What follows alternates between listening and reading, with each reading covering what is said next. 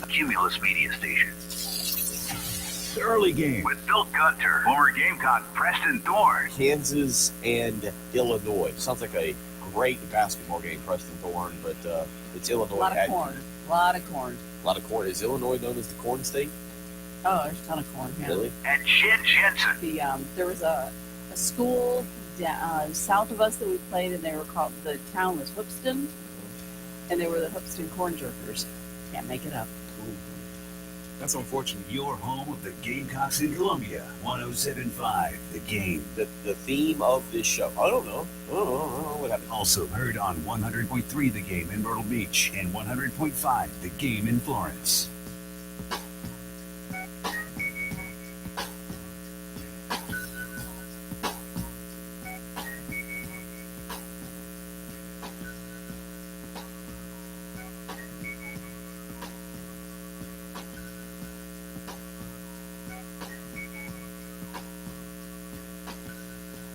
Up and at 'em, kids. Let's get up. Middle day of the week, or as affectionately known, hump day, Wednesday. Get up and get going. I've got a attorney question for all our attorneys out there that I want to get into this morning.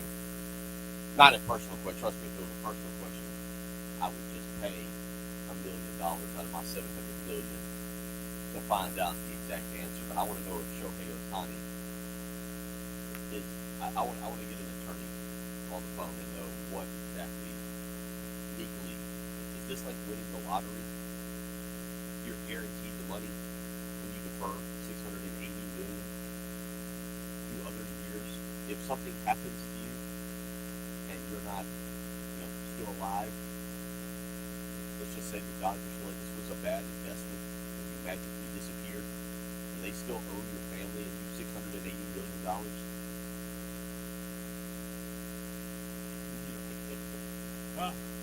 Does the family get the money? Do you do this in a trust? How does this work? I'm sure there's plenty of legal ways.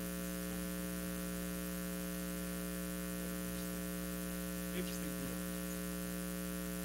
I mean, if you're trying to build an instant winner and you're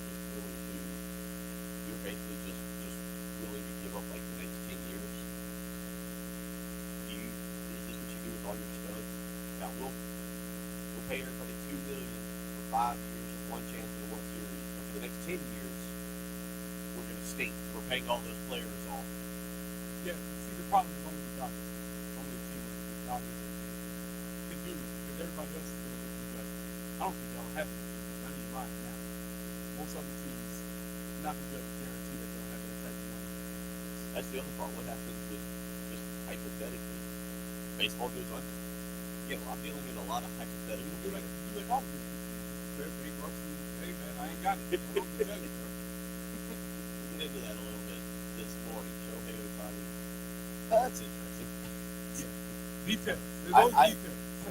I'm guessing somebody has to look at the contract, but I need to know a little bit more about this as how this is exactly working out. Where Shohei Ohtani, you can just pay me when I'm older, and look, kudos to him. But we'll try to figure that out. For those wondering, 2043 will be the end of Shohei Ohtani's Dodgers contract. We'll get into that a little bit. South Carolina, pretty good day yesterday. Finishing or landing some commitments out of the transfer portal to running backs. So slight vibe check. How do you feel now?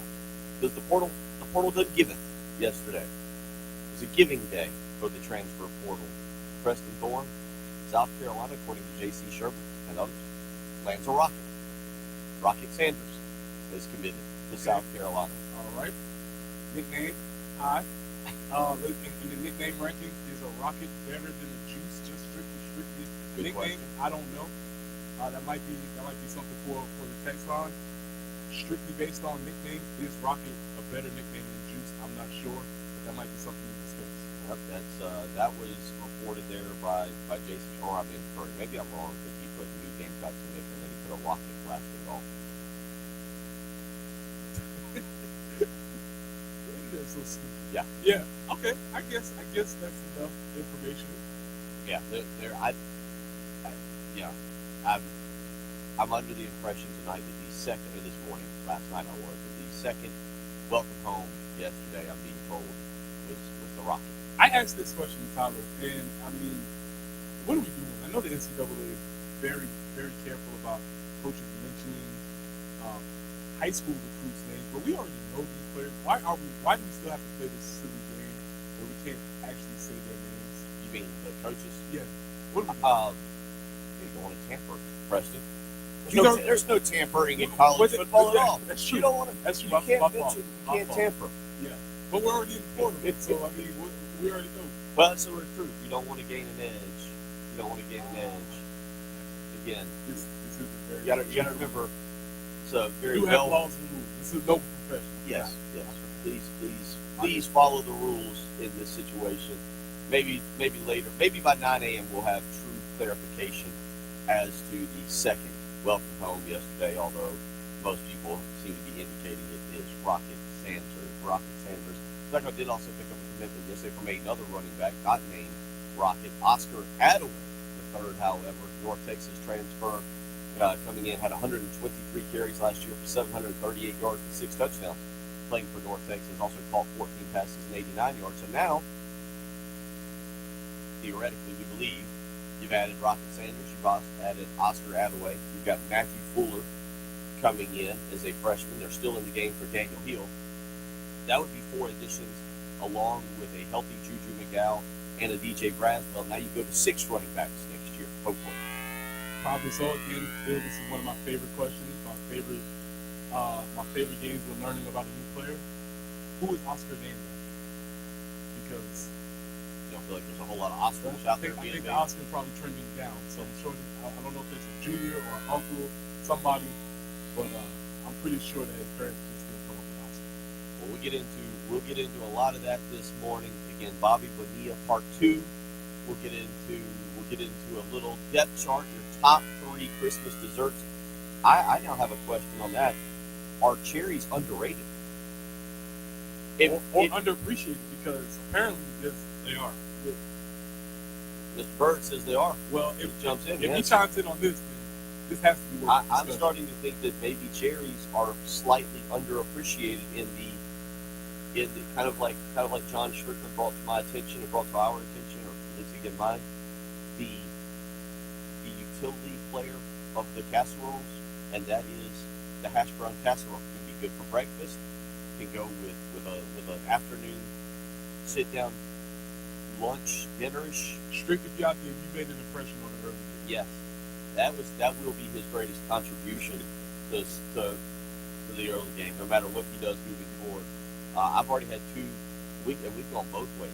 Lauren's mixed up. We've gone with the shredded hash brown casserole, and we've done kind of the chunk hash brown casserole. The hash brown casserole, that was a revelation here, and how that worked out. And now I'm having to wonder, are cherries, much like the hash brown, are cherries an undervalued portion of the dessert field?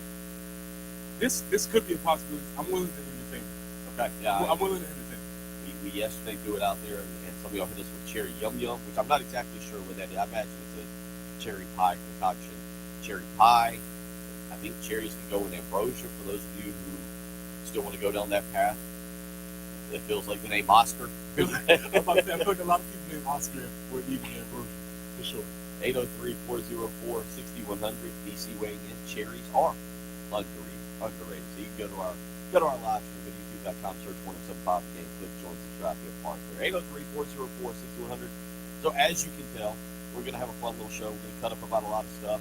I got some other topics I want to get into. A new Christmas tradition. Actually, it's not necessarily new, and it might be a Christmas tradition, Preston Thorne, that you were a part of that started the whole thing. Okay. You might have been around the very first one. Okay. You might have helped start it.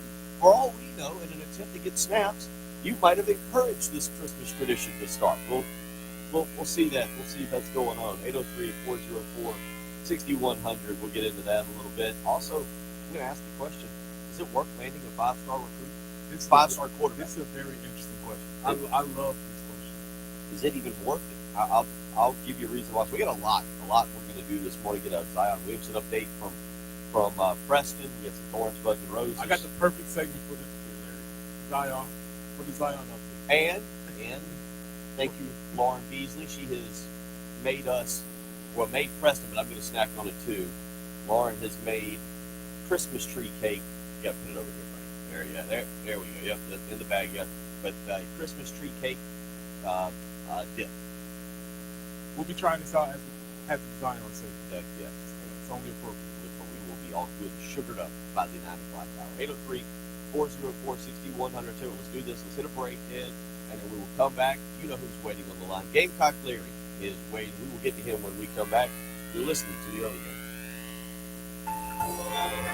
Be listening for your chance to win Gamecocks men's and women's basketball tickets, 107.5 The Game t-shirts signed by Gamecock players, and more merch. It's the 12 Days of Christmas from The Game. The 12 Days of Christmas on The Game is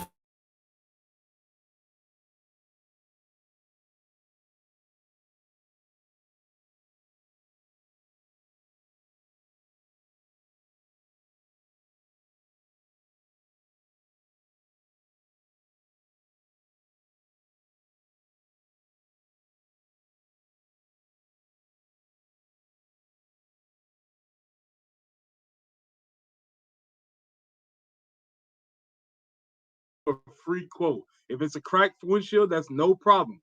They'll replace it for you, usually for free, and they'll work directly with your insurance to take away the headache. That way you don't even need to worry about it. Now, you're sitting around the house on the holidays and you're figuring out how you can increase the value of this place. You can do that with Absolute Glass, windows, mirrors, shower enclosures. I say it all the time. If you can see through it, Ray and Marianne at Absolute Glass can do it. So check them out online at AbsoluteGlassInc.com. That's online at AbsoluteGlassInc.com.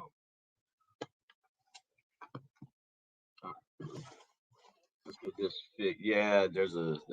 I took the sound off. They got it here because there was a buzz. So let's see if we can fix it here. shop with complete confidence knowing Herndon Chevrolet has got you covered. Stop by or shop online today. Oh, wait a minute.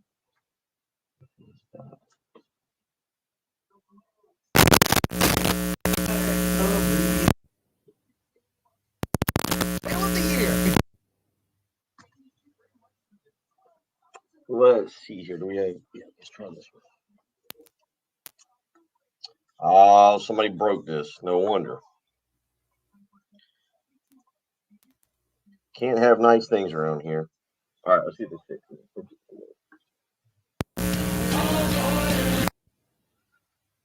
Somebody, you can see it bent that cord, and it, boy, if you think, or is it supposed to be like that? You see how that one looks bent? It looks. I don't know what y'all think. It looks bent.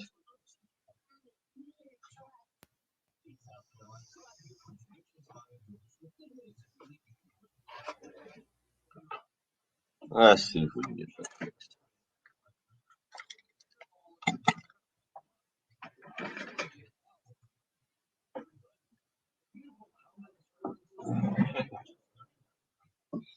Make it easy where you can get to it. How would they do that?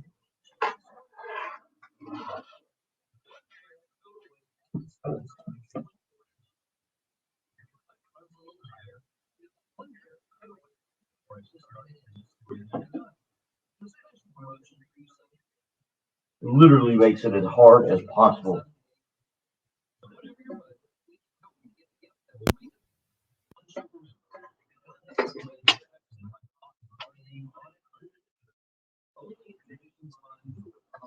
That was definitely not bent as much. That's a good point, Quaddy.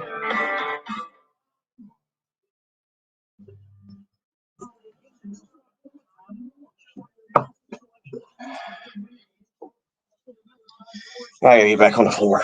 Good boy. Yeah. It becomes an age. This might be another discussion. What is the age where you no longer get on the floor? Or you think about it.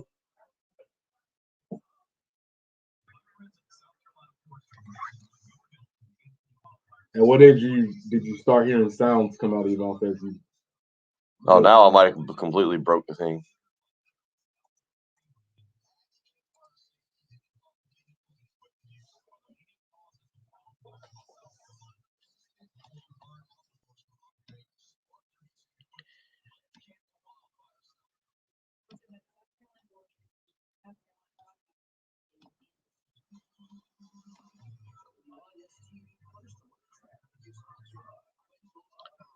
Oh, crap. Hold on, I got to do some chirping.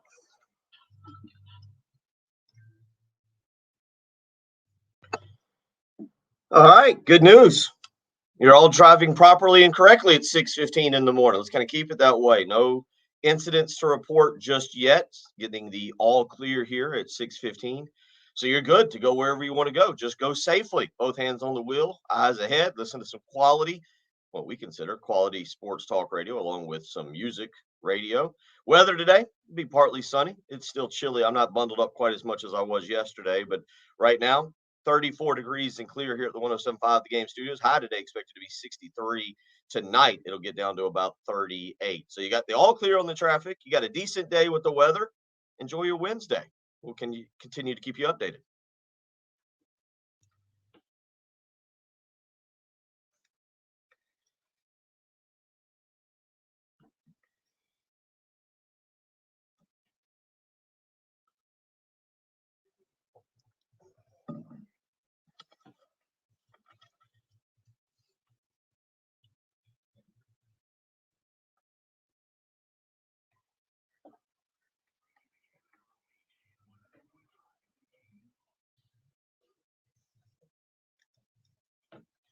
All right.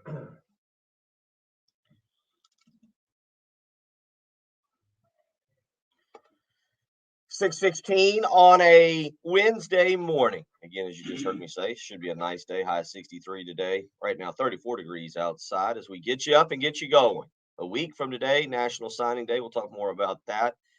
Maybe landing a 5-star quarterback, not the best thing. We'll explain why. We'll give you at least reason to listen and understand what we're going for. We'll also give you some other information. But right now, let's get out to the Love Chevy phone lines. Gamecock Larry, ready to weigh in on things such as Christmas tree dip and cherries. Gamecock Larry, where do you fall on cherries for a dessert?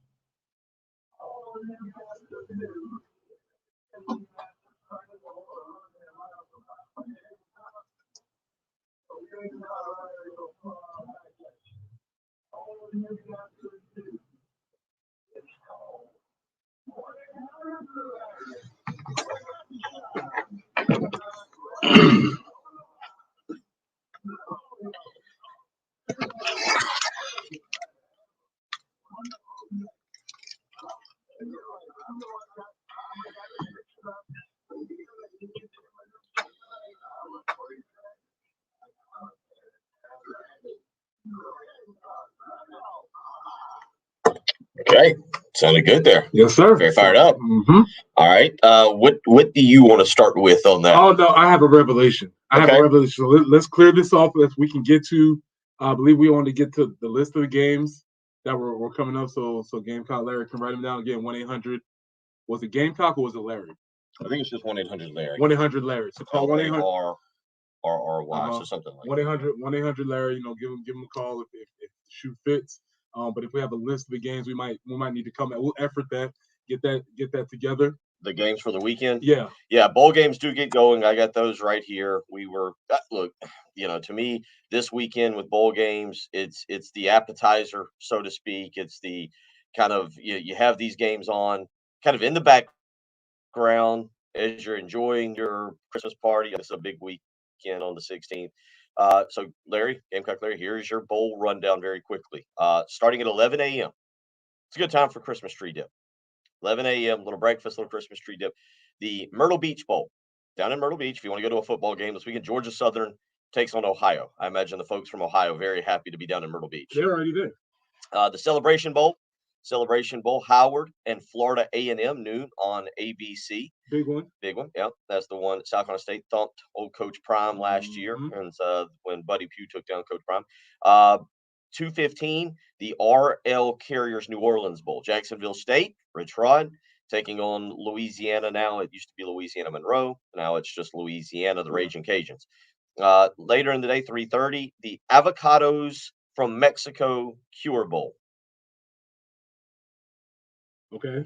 And then this might take me back to something that I was just looking up yesterday. What happened to just the Copper Bowl, the Sun Bowl, the Gator Bowl? You kind of changed, Bill. No, the Avocados from Mexico Cure Bowl, Miami of Ohio, Appalachian State.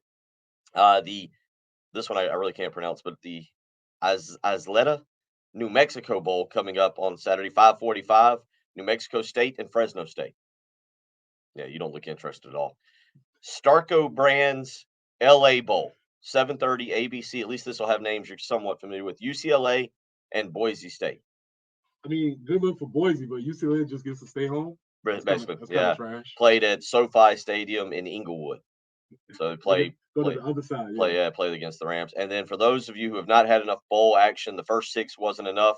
The Radiance Technologies Independence Bowl, California and Texas Tech, 9:15. ESPN. There you go, Gamecock Larry. There's your bowl rundown. 7 of them. Well, so there's some ball on this weekend for sure. Some ball on. Avocados. By the way, if I asked you where this game is being played, the Avocados from Mexico Cure Bowl, where would you assume it's being played? I would assume that it was like either in New Mexico or some border-ish town. So not at FBC Mortgage Stadium in Orlando, Florida. Yeah, no, that's not what you would have gone with. Which is weird because I believe they grow avocados in Florida, so I feel like they're marching in on that territory. Yeah, so that one again, that would be 3:30 on ABC on Saturday after the Cricket Celebration Bowl between Howard and Florida A&M. So you got a full day. We got a full day here, and then really starting on Monday, you get kind of the nightly bowl or afternoon bowl game. Next Monday, Western Kentucky and Old Dominion, the famous Toastery Bowl up at Bank of America State. I didn't even know that Bank of America, Jerry Richardson Stadium, hosting Western Kentucky and Old Dominion Monday, 2:30. A Monday 2:30 bowl game? Yeah, but they must be assuming that everybody's not working. It's like Premier League soccer. You just throw it on in the middle of the afternoon and everybody jumps in. Tuesday, you'll have Texas San Antonio at Marshall in the Scooters Coffee Frisco Bowl. I will say that Texas San Antonio was my dark horse pick of the year, and they didn't quite. I think they were both. Yeah, I think it was Tyler was telling me. I believe there might have been Elijah was telling me that some of our picks from earlier in the year did not pan out. By the way, if I told you if I asked you where the Scooters Coffee Frisco Bowl is located, where it will be played, where would be your guess? Well, there's a Frisco, Texas, so maybe that's the dark horse. So what do you got going here? Dallas. Toyota Stadium in Frisco, Texas. There we go. Good job. Yes. Very good. You can play along too. You see the fun we're having here. We'll take bowl action off on Wednesday, signing day, big day. If you can't be trying to sign recruits and play in a bowl game that night, doesn't work that way. Next Thursday, South Florida and Syracuse, the roofclaim.com Boca Raton Bowl. You want to guess where that one's being played? Imagine Boca. There you go. Good job. Yep. So that'll be South Florida and Syracuse a week from tomorrow. Next Friday night, you get some football action. The Union Home Mortgage Gasparilla Bowl. They tried to pack the sponsors in on that Union Home Mortgage Gasparilla Bowl. And that's in Tampa, I believe. That is in Tampa. Very good. Raymond James Stadium. That'll be Georgia Tech and Central Florida. So there you go. There's your kind of bowl lineup for the week. Gamecock Clear. You're all set. Start Saturday. Georgia Southern, Ohio, Howard, Florida A&M, Jacksonville State, Louisiana, Miami, Ohio, Appalachian State, Miami of Ohio. You can check out former Gamecock running back Rashad Amos. New Mexico State, Fresno State, UCLA, Boise, and Cal, Texas Tech is the schedule. Now, he also asked about the transfers, Preston Thorne. And as we mentioned, at least what we know publicly, Oscar Attaway joining South Carolina yesterday as a public commitment. His name is listed as Oscar Attaway, but on his jersey, it's Attaway the third. Yep. Mm-hmm. I told you. My instincts are never wrong on this. I know names from a bygone era. That name, Oscar, you go into elementary schools today, not going to see many of them unless they got the 3 by their name. Congratulations to Oscar Attaway Jr., Oscar Attaway Senior, and now Oscar Attaway the third. So South Carolina adding him yesterday. They have also, at least to this point, added Jared Brown, wide receiver out of Coastal Carolina, picking him up over the weekend. That's the only 2 transfers South Carolina has landed. I think Gamecock Larry might have got a little confused. Jerome Simmons, junior college prospect. I think it was Highlands Junior College is where he was at. But that's been the 3rd commitment for the Gamecocks since this weekend. Jerome Simmons to go along with the 2 transfers, Jared Brown, and 5'10", 220-pound Oscar Attaway the third, as you pointed out. 803-404-6100. We'll continue on with that kind of nonsense, and we'll get into Shohei Ohtani. I'm interested. Any of our attorneys out there, I know you probably need to look at the contract, but if you defer $680 million, there's got to be a clause in there that if something goes wrong, your family still gets the money, right? Like that's my big question. That's great. You're helping your team, but if something were to go drastically wrong and Shohei Ohtani is not still living in 10 years, are they on the hook for the money? There are some answers. I have some answers. Okay. All right, good. We'll get to all that. We'll talk about an incredible little deal there. We'll obviously get into some football recruiting as well. A tradition that I am now convinced Preston Thorne helped create to get more snaps. I'll ask him. I think when I tell you this story, I think you're going to be like, yeah, I don't remember it happening prior. I might get to that next, and we'll save the Shohei Ohtani stuff because it is a tradition, and we saw it really hit full force yesterday. You're listening to Preston Thorne, Bill Gunner, and he is producer Ed Bird. It's the early game.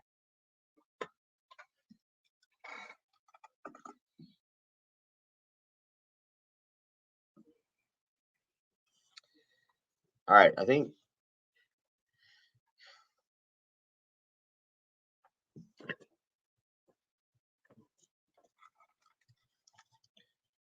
Bill Gunner for Old Timey Meat Market. That's right. It's the time of year when you need to be smoking some food, grilling some burgers, doing something with the family and enjoying time with them, just like I do. Ansley and Austin, I love to grill and smoke food, and it all comes from Old Timey Meat Market. You'll find the absolute best selection, the highest quality at the best prices each and every time. So you can go visit one of their 3 locations, South Congaree, St. Andrews Road in Irmo, or the Lexington store where I'm always at. You can also check out their fine line of Traeger grills and smokers. Whatever you're in the market for, whether it's a fantastic steak, maybe some great chicken, maybe you want some oysters, Old Timey Meat Market has you taken care of. So go visit Old Timey Meat Market today. Again, St. Andrews and Irmo, South Congaree, or the Lexington store, and tell them Bill Gunner sent you.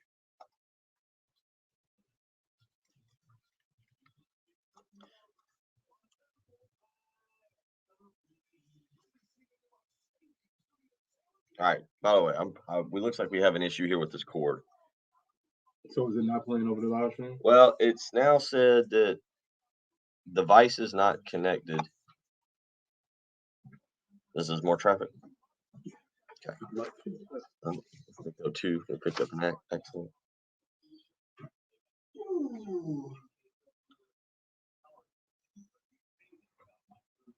All right. Let me get back on the floor here for a second. I'm not going to do this all morning. Oh, gosh. Getting too old to put my Yeah. knees on hard flooring. Yeah.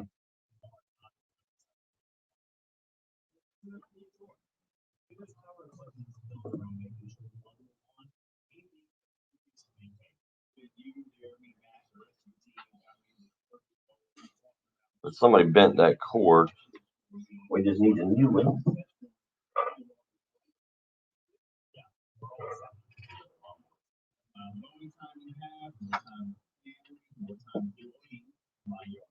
I think it's plugged into the right one. Yeah, it's the mic.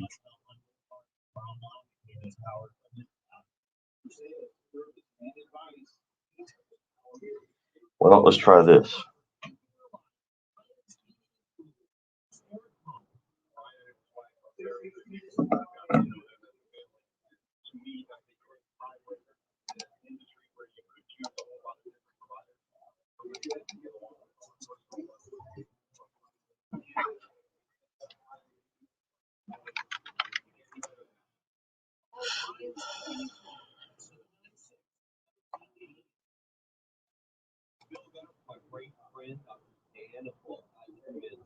Let's see what happens here.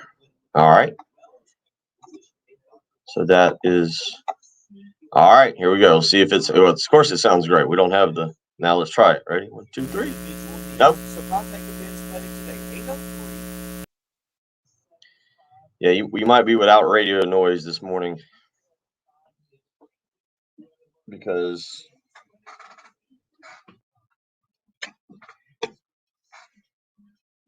You could just call the engineer, right? we could call the engineer. Yeah, no, I know what y'all can hear. I'm not. I got my mic turned on. That's why you hear me talking. But you can see there's a. I don't know if you can see like right there, right on the bottom. It's like broken, and that's why we're getting a reverb. So they only just hear your mic. No, they hear us talking right now because I've got my mic. I've got my live stream mic. I just need I think I need a new cord. I might go scour and steal somebody's cord out there and then. Do it. Oh, I got to read traffic again. Sorry. Engineer traffic, man. Yeah, a lot. Doing a lot this morning.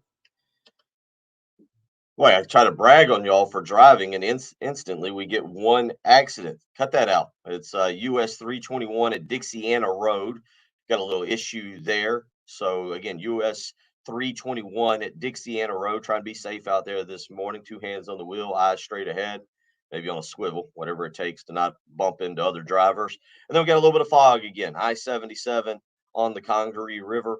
Be safe as you travel across that. Again, high today, about 63. Currently is 34 degrees right here at the 107.5 The Game studio. So not quite as chilly as yesterday, but it's going to get a little warm today. 63. Nice Wednesday afternoon. We'll keep you updated throughout the morning. Drive safely. You're listening to the early game.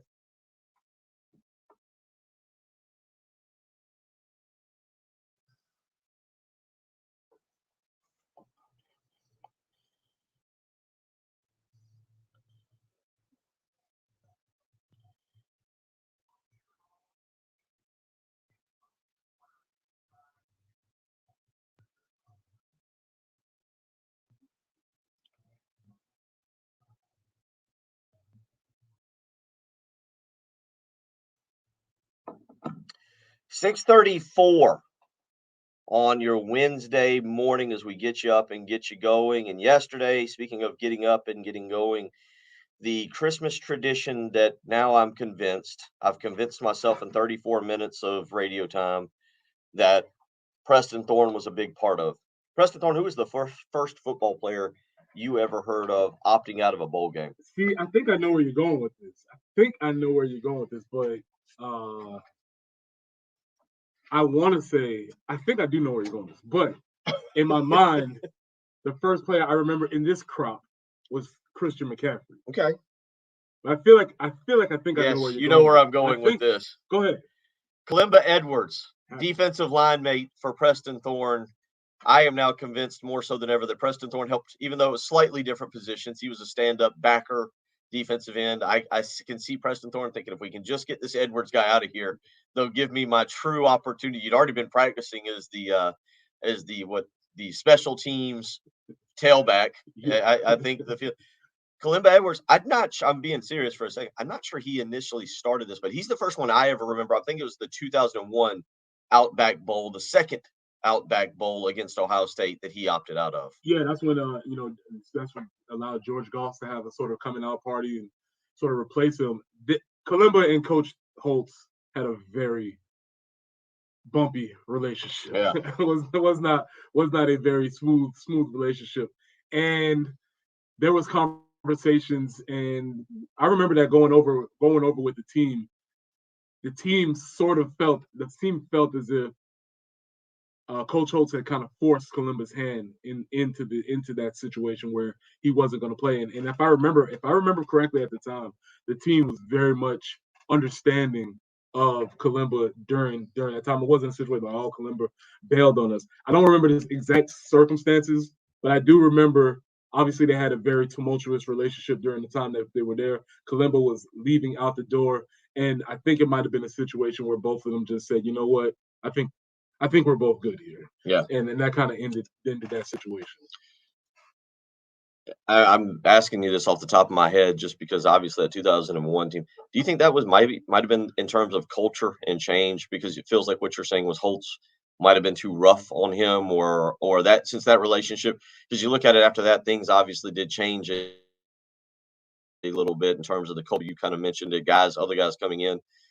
Do you think that, have you ever thought about that, to have a small part in, because you did go win the game. You get up big. Sheldon Brown has the interception. I believe it was Daniel Weaver has to make one final field goal, and you win the game. It was a great moment. That's I haven't thought about that. I'm gonna poll some of my teammates about that, but I do remember that sort of being a turning point where players. I would say this: the locker room was on Kalimba's side during that time period, and I do remember that maybe being a time period where players started looking at some of the things that Coach Holtz was doing and feeling like, well, what are we doing? Because as I've said before, what we needed, the strenuousness, we needed the discipline, we needed all of the rules, we needed all of that to get to where we were. But by that time in 2001, we felt as if we knew how to win. We knew all the right things to do, and Coach Holtz was still acting as if we didn't. And so there was sort of a disconnect in where we were as opposed to what who we were. Sort of like maybe like your teenager, you're looking at them as little kids. And it's like we're not little kids anymore. We don't need this. And I think that might have been, now that you're saying it, that might have been one of the turning points where players started looking at the staff, and also sort of looking at the staff like, y'all are just going to let this happen. Why are we doing this? But I do remember during that time period, the players were strictly on Kalimba Edwards-Heisman. And if I don't know if you talk about coming back, Kalimba Edwards vowed that he would not come back to Columbia, and he has not been back to Columbia. Oh, I didn't know that. Yeah, he's not been back to Columbia since that time. And so, yeah, there was definitely that was a totally different issue. There was some definite issues between those two as far as opting out. Obviously, the NFL was in play, but Was he angry with Holtz, or was he angry with South Carolina University? Institution. Really? I think everybody involved, yeah. I actually didn't know that. Yeah. Well, fast forward to today, Mm-hmm. to 2023, I should say. Opting out now it's almost like if you don't do it, what are you doing? No big deal. Yesterday, no surprise. Really, over the last 48 hours, I should just all label it as yesterday. But we've seen Sam Hartman now, Notre Dame quarterback, thank, I guess, all the schools he's been a part of, I reckon. And he has elected to opt out of the Notre Dame bowl game. Drake May, potential number one pick, maybe likely number one pick. I'm not sure. I'm not sure yet where that'll go, but he has opted out of the Duke's Mayo Bowl against West Virginia. So they will start the post-Drake May area. About last time they were up there for a bowl game was Sam Howell sticking around for the bowl game to take on South Carolina, and obviously that didn't go well. Drake May opting out. And I'm interested to get your opinion on this. Have you ever seen someone fight for eligibility? Now, I get why he's doing it. But have you ever seen someone fight so hard for eligibility only to get to this? He's going, yeah, I'm not going to play the bowl game. in front of his grandmother, an opportunity. The reason he transferred back, Tez Walker, the wide receiver, Devontae Walker. Because the game's in Charlotte. The game's in Charlotte. Yeah. The main reason he fought to be eligible at North Carolina. Remember his grandmother, if you've forgotten the story, because we covered it, 15 weeks ago, leading up to North Carolina, South Carolina. Tez Walker transferred to North Carolina to be near his ailing grandmother, which didn't explain official visits to Rutgers and Colorado, because Colorado and Rutgers not necessarily close to Charlotte, North Carolina. But his argument was, I want to be close to my ailing grandmother. Well, now you got a chance to play in your ailing grandmother's hometown, kind of a final chance, a good send-off. Nope. Tez Walker has now opted out as well.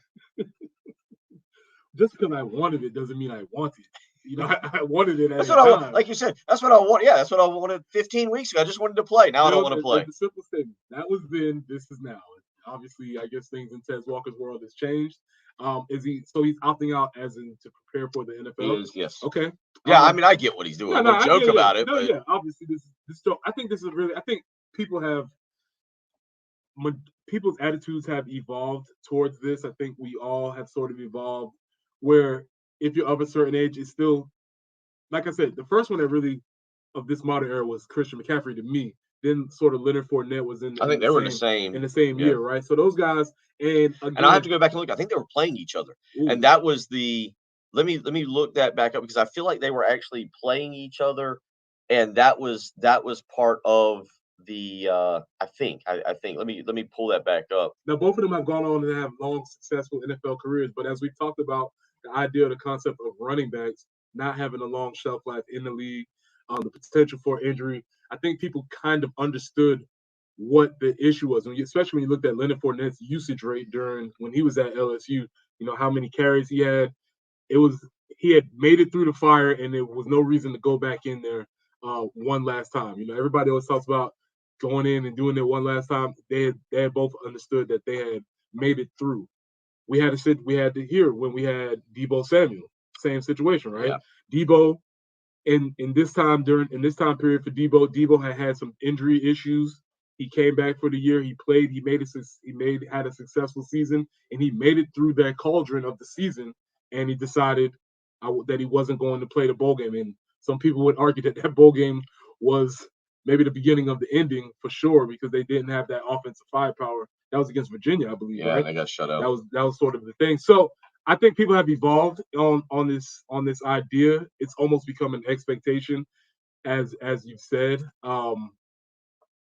It's just part of the newer modern world things that we're getting used to. I'm wrong. They played Christian McCaffrey's junior season, the year he opted out. They played North Carolina in the Sun Bowl, and I want to look, because I feel like there was another big time player for North Carolina that opted out, because I feel like it was that particular game. I'll go back and look and see what North Carolina had. Yeah, I think it was it Trubisky who opted out for the bowl game, I believe. I'll look that up. It was a matter of, like, you had a prime matchup between two guys who were going to be drafted very highly, and they ended up neither being drafted. 803-404-6100. Let's get out to the Love Chevy phone lines real quick. David wants to weigh in. David, how you doing this morning? We got David? There we go. Hey, David, how you doing?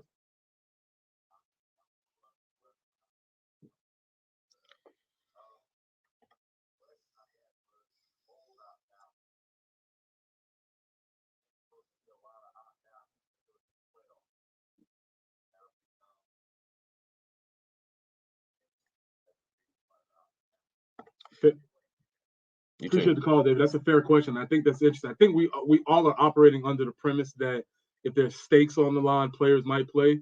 But I'm not so sure, because as you just said, if the reason why you're opting out is the opportunity for injury, and you're seeing a gauntlet, because not only are you playing extra games, but you're playing extra games against higher quality competition. So there's going to probably be an increased opportunities for injuries. I think that's something to keep an eye on. I think there's going to be some surprise teams when players decide to opt out of these last games. 803-404-6100. Yeah, legit. We'll get a little bit more into that. I want to go back into some of these opt-outs just because now it's the norm.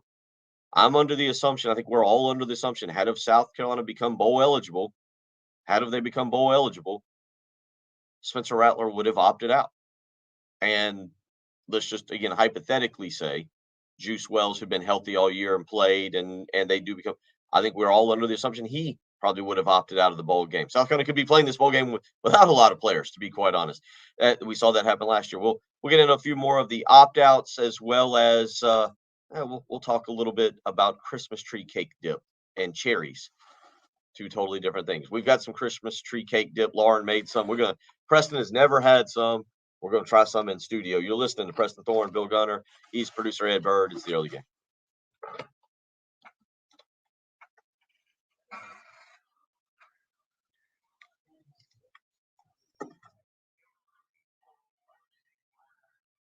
Yeah, I'm gonna ask what people remember about that. Just as you were talking about, it made me wonder. But no,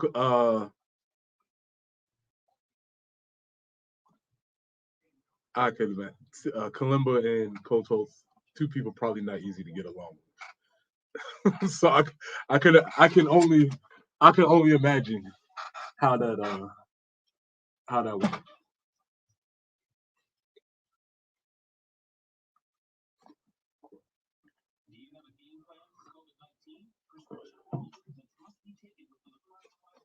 Stop reading some of these texts.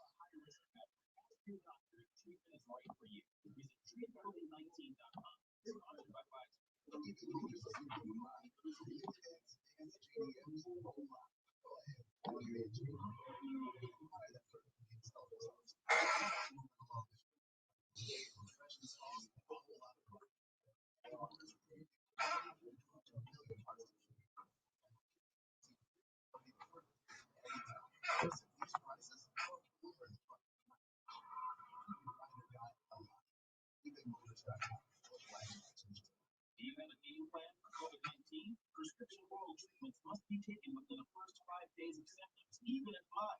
If you have a high risk factor, ask your doctor if treatment is right for you. Visit treatcovid19.com. Sponsored by Pfizer. The FFA, join Cancer Foundation Specialists and the United Way of Kershaw County on February 24th in Camden. The Caring Hearts benefit. There will be live music by the Mike Beal Band and Camden song Megan Davis. Dance the night away. Enjoy an open bar and savor food catered by local friends. Cancer Foundation Specialists and the UWKC are going together to raise funds for New Day Transitional Housing, helping families get a fresh start and a second chance. Tickets are available at Eventbrite under Caring Hearts benefit or UWKC.net. Let's make a difference together. Hey, you're up next. My throat hurts so bad. There's no way I can sing tonight. Here, try these. It's Cool Drops has maximum strength menthol to crush your fixed vapors. I can already feel it. I told you. So, you ready? I'm ready. Dry sore throat pain fast. The Vicks Vapor Cool Drops. Did you know that feeling sluggish or weighed down could be a sign that your digestive system isn't working at its best? Taking Metamucil every day can help. Metamucil fiber powders help promote your daily digestive health using a plant-based fiber called psyllium. The gelling action of this special fiber traps and removes waste, so you can feel lighter and more energized. Metamucil, promoting digestive health for a better you. Learn more at Metamucil.com. These vitamins are not the these diagnosed treat you or prevent any disease. People who come to Cricket stay with Cricket, just like our customer care. I'm the singer and guitarist in the band, and I use my Cricket phone for everything. It's basically like another band member. Don't miss a single beat. Switch today and get a free Samsung Galaxy A14 5G. Smile, you're on Cricket.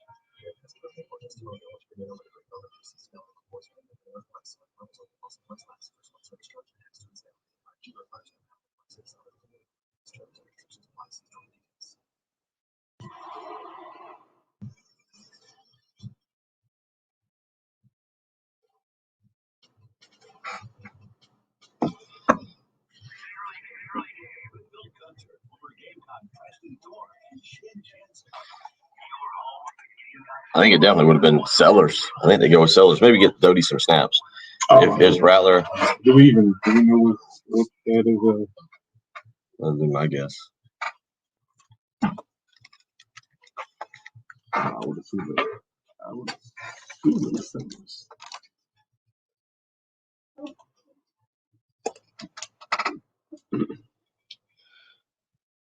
6:49 as we get you up, get you going here this morning. We can we can discuss a whole bunch of a lot of kind of just fun stuff going on here, talking about opt-outs there and bullshit. Yeah, it's the norm now. I mean, it is the norm, and we'll talk more about that. The Tez Walker situation, kind of different. Kalimba Edwards way back into the day. So you're definitely not going to own up to, you might have been like, Kalimba, you really should kind of, that Coach Holtz is a mean, nasty man. I think I can play edge, come off the edge a couple times. And it was interesting. I had played a little bit of edge that year. But no, I think it would have been, we would have better off with 55 in there than 94. Trust me. 803-404-6100. So cherries, because we got yesterday. Right now, we got your depth chart, your top 3 Christmas desserts, because we discussed this a little bit yesterday. Christmas desserts are unlike any desserts for any holiday season, any big family meal. It feels like, and it probably is, that Christmas desserts are more homemade than, say, just running out and grabbing a pound cake or just some cookies. I don't even know what the dessert of choice is for for Easter, and for 4th of July, it's like banana pudding. So I noticed yesterday on some of these depth charts, we started getting cherry recommendations, cherry pie, cherry yum yum. Again, I said that earlier. Ambrosia. Gene this morning weighs in cherries on cheesecake. Randall in Walterboro goes a little bit different here. Cherry flavored vodka and ocean spray cran cherry juice. All right. I like your Christmas, sir. Anonymous texter here giving us the depth chart: cherry cheesecake, banana pudding, peanut butter brownies. Again, I'm here for all of it. Billy and Blythewood going cherries are the bomb. Cobblers, pies, cakes, ambrosia. Don't forget about black cherry ice cream, cherry cream soda. If you haven't been to a baseball game at Founders Park, cherry Italian ice. I feel like that's Bubba Gump there going with. Do we undervalue cherries? Bill, we might have stumbled on something, because I'm wondering if cherry is just the ultimate glue guy for the team, or are they actually a contributor? Maybe somebody who gets lost in the shuffle a little bit. I will admit that I need to reevaluate my relationship with cherry, because as people are bringing these suggestions in, I'm just nodding my head like, yeah. Starting to be like, that's a pretty good idea. It works. So were we stumbling upon the fact that cherries are the unsung Christmas dessert hero? That basically you have to have a jar of cherries around for any pies, cobblers, brownies. Well, then people go, you have the maraschino cherries. People go with those, but then you have the real cherries with the seeds in them. This is interesting. I'm my ear is open. I'm listening. In the next segment, we're going to observe Preston trying Christmas tree cake dip that Lauren made, and we'll see how it goes. We as we have our conversation about Zion and his issue. Okay. He has a singular issue. We will let Preston get into that a little bit. Also coming up in the next hour, I did get a message in from my good buddy Todd Lyle, who is an attorney, and he on the Shohei Ohtani information. And again, I know that we would need to see the contract, but he says, absent specific language to the contrary, the team's payments would still be made to the player, which would ultimately flow through the player's estate and then be distributed according to probate and the estate plan. Look at that. Look at him doing that lawyer language early in the morning through text. I love it. Appreciate you. We appreciate and love your service. Yeah. Todd giving us some good attorney advice there. So it does sound like, because that was my first thing yesterday, was when I saw the Shohei Ohtani news. Oh, we're gonna prorate, or we're gonna move this back. We're just gonna defer the payments. It made no sense. I didn't completely understand, because again, my thing was, all right, what happens if Shohei Ohtani doesn't quite make it? What happens? Well, apparently he'll still get paid the financial sum, but maybe his family gets to enjoy it more. Whatever it is, $700 million. It's amazing. Last week we saw Shohei Ohtani for $700 million, John Rahm for north of 400 million, 500. I've seen every number almost thrown between 300 and 600 million. Yeah. I mean, we just kind of start throwing these numbers around lightly. But there's a lot of trash issues when we go talk about topic tree. There's a couple of topics that I think are worth discussing maybe in the next hour with the Shohei conversation, because it gets into deferment of contracts. It gets into power imbalance as far as who can actually make these deals. does it matter if there's not a salary cap? A lot of people scream for salary caps, but what does the salary cap matter if we're just going to defer payments for 20 years? So I think there's a lot of conversations that could be had with this. Oh, we got a dissonant. Was it dissonant? Mm-hmm. Ron going, cherries are terrible. They make even the best desserts non-edible. There we go. Maybe going the other way. Maybe the cherries are just waking up late. We'll get into more of it. Hour 2 on the way. It was cold yesterday morning when I got out of bed. Didn't want to get out of bed, quite frankly. It was so cold, but thankfully the heater in the Gunner household, well, it's working perfectly, all thanks to a visit from AAA Heating and Air last spring to install a brand new heating and air unit. And it's been keeping the house nice and cool this past summer. Now it's in charge of keeping the house nice and warm.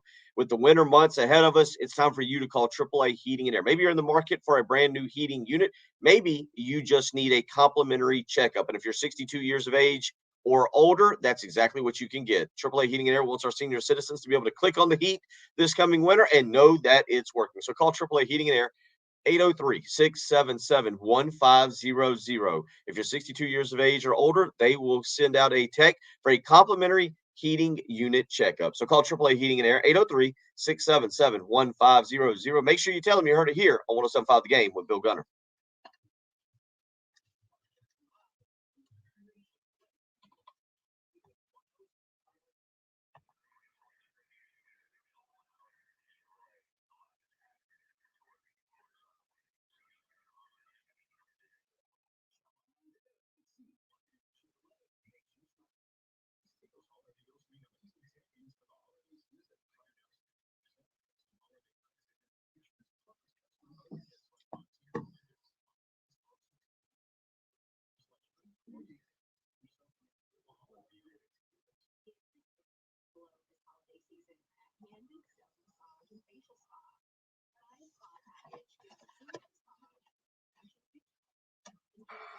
Let's see if I can do this.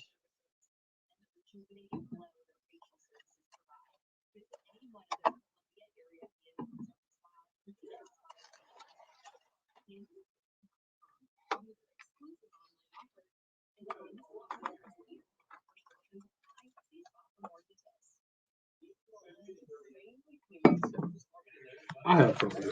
I have a discussion about visits. About visits? Yes.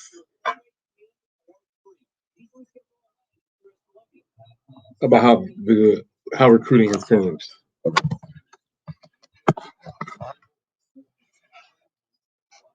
we able to move that where I could put both of us on camera here? No change. No change? Everything's the same. Temperature and all. All 5940s when you gotta be out. 59.40. All right. All right, look. We good.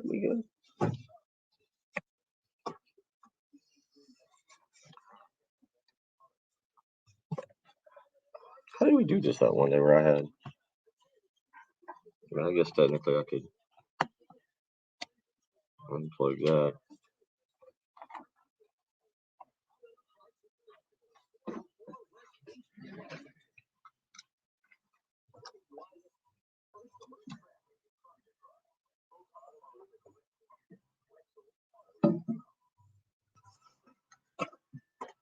All right, no major changes from the last traffic report. Still got the incident, US 321 and Dixiana Road. Also just some fog right now as you travel across I-77 at the Congaree River. So be safe out there. You're doing good so far this morning, but now we all know it's going to pick up with the traffic. You got kids going to school. You're trying to get to work. Be safe. Again, just one incident, US 321 at Dixiana Road. Also, today, high of 63, but currently it's 64 degrees. Currently it's 34 degrees here at the 107.5 The Game Studios. Again, today's high 63, so you'll be able to enjoy your afternoon. Drive safely out there. Enjoy the day. We've got some great sports talk coming up for you in the next hour. You're listening to Preston Thorne, Bill Gunner, and producer Ed Bird. It's the early game.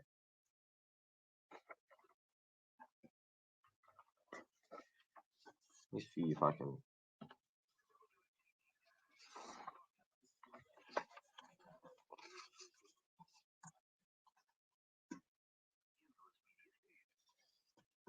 All right, untie that bag over there.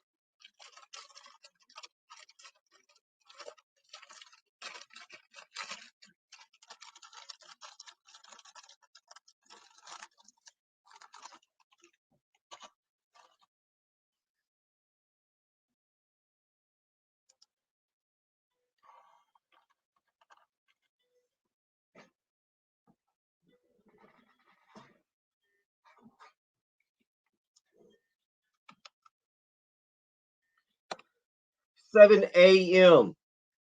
We get you up and get you going on a Wednesday morning. Still a little dark out there, as you heard me giving the traffic report. Drive safe.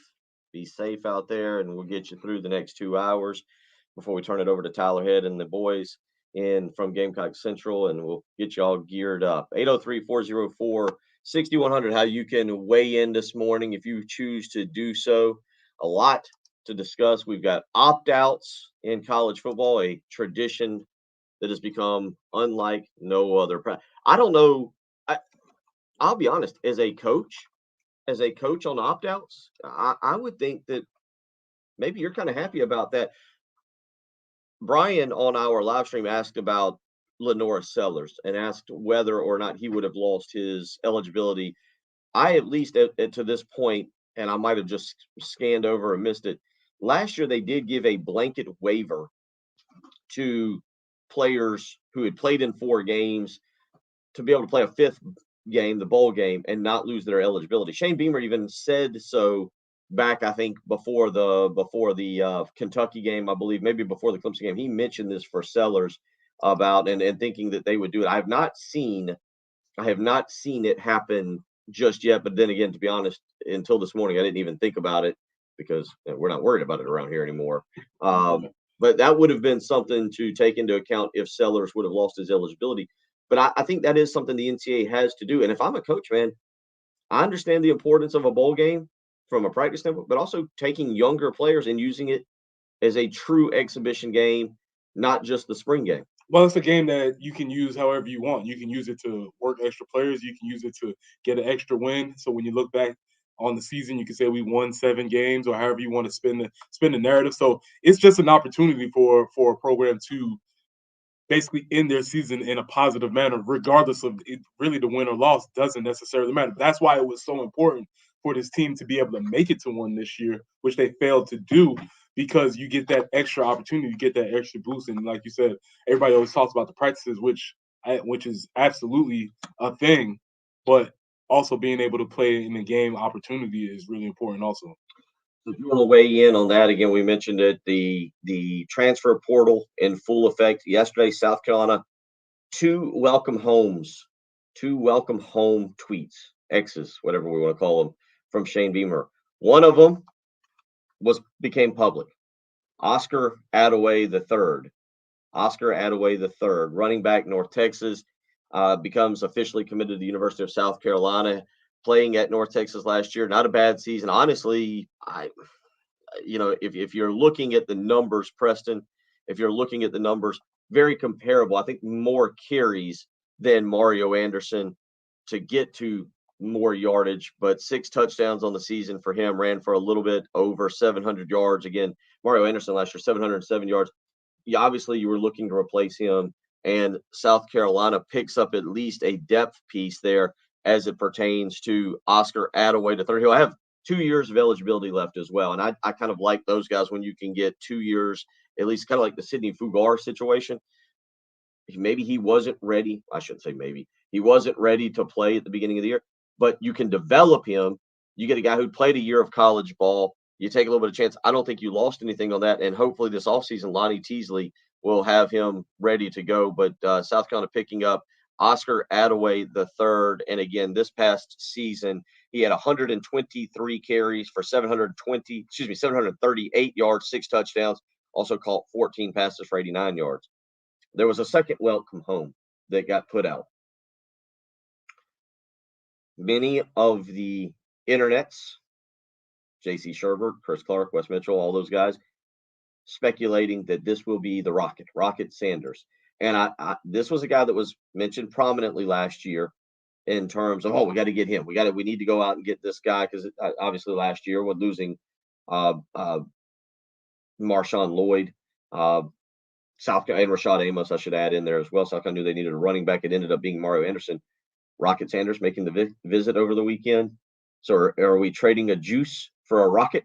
Yeah, I just want to know what your nickname is. A better nickname. How do you come up with the name Rocket? I'm sure it was when he was a little kid. He was probably fast and rocketed past everybody. And because it's Raheem Sanders is his name. Rocket Raheem. That's cool. Yeah, we don't know what this is going to be. Obviously, it's comparable as far as in name brand, name recognition. He's somebody we've heard his name around the SEC. Well, you've seen him. You've seen him. We've seen him play. He's a speedy type of guy. We've never seen Rocket Sanders maybe be the strictly number one guy because so much of the running game was handled by KJ Jefferson also, which leads to maybe that's going to be a similar situation this year. If Lenora Sellers is named as the number one quarterback, he can probably take on a little bit more of the rushing load, similar to KJ Jefferson. So yeah, I think it's a benefit. But what I'm saying is what running backs are going to find out is there's another one coming around. So I mean, you can go into the portal, you can leave, but somebody else is going to be right there, and it probably can be just as replaceable as you were. Sanders was injured last year, so the numbers are skewed. Only 62 carries, 209 yards, and 2 touchdowns. It was the 2022 season in which South Carolina saw Rocket Sanders, in which he had 222 carries in 2022, 1,443 yards, and 10 touchdowns. That was the production in the SEC, and certainly was what caught everybody's attention. Now, with a change in offensive coordinators, he wanted to get out. Obviously, doesn't want to play with Bobby Petrino, maybe afraid of motorcycle rides or just people in neck braces. Totally understand. But to go back 2 years ago against South Carolina, Sanders had 24 carries, 156 yards, and 2 touchdowns. He also had 3 catches for 30 yards in that game.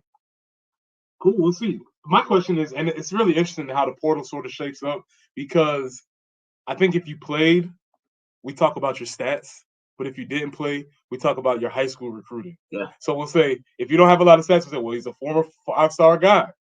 But if you did play, we'll talk about your stats. So I just want some consistency. Are we going to talk about what these guys did in college, or we talk about how long does your stars last? Does it last for your whole career, or does we at some point just say, well, you need to produce in college also? 303-404-6100. You find a reason for every player when you talk about stars. If you're taking a kid from Alabama and they were a 5-star and they haven't panned out, you're like, but there was a lot of depth there.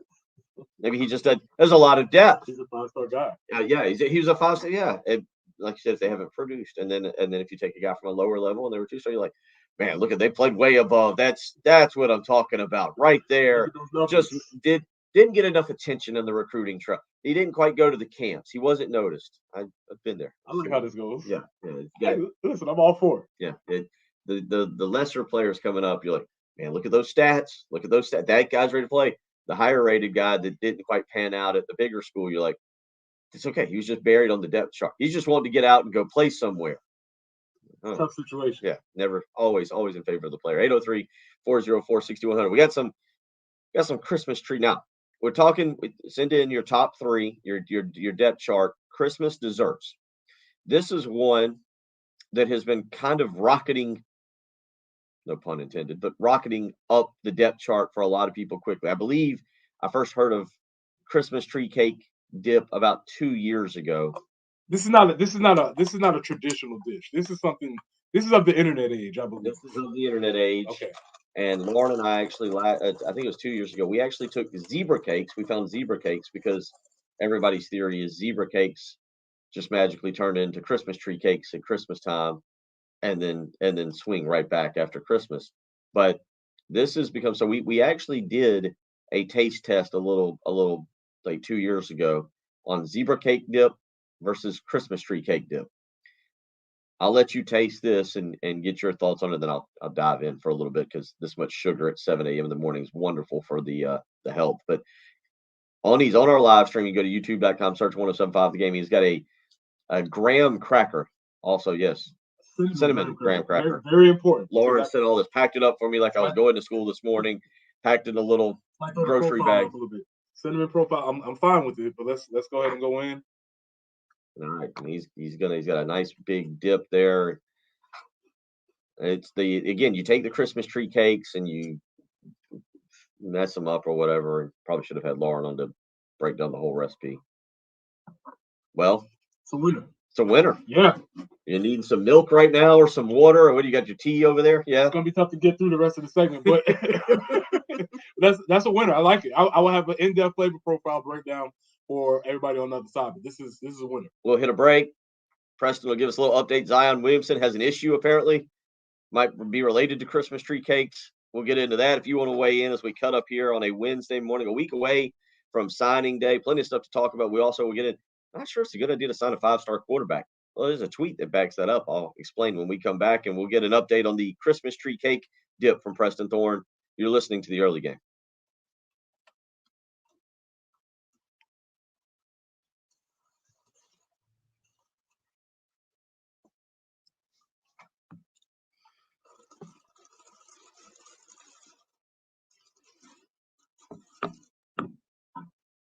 Do like this.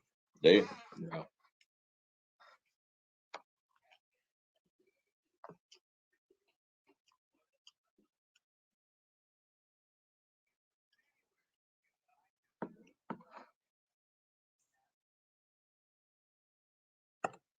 That time of year for Christmas parties, for family gatherings, for a big Christmas dinner. But if the house is dirty, dingy, the carpets, the rugs, the tile, they've all been beaten up this year and they're not looking up to par, it's time to call Zerorez Carpet and Air Duct Cleaning. Get them out to your house. All you need to do is mention me, Bill Gunner, at 107.5 The Game, and you can get 3 rooms of carpet clean for just $129. But you'll also get a hallway cleaned for free when you mention me, Bill Gunner, at 107.5 The Game. Zerorez, with their patented ZR water technology, scientifically proven to keep the carpets, rugs, tile, upholstery all insanely clean and keep it cleaner longer. They'll make the house looking spiffy for this Christmas, whether it's having family over or whether it's having the big Christmas party. Zerorez will be the MVP of the party by making the house look fantastic. So again, give them a phone call, 803-262-4020, or schedule with ease online, ZerorezColumbia.com. Zerorez, spell it backwards or forwards. It's the right way to clean.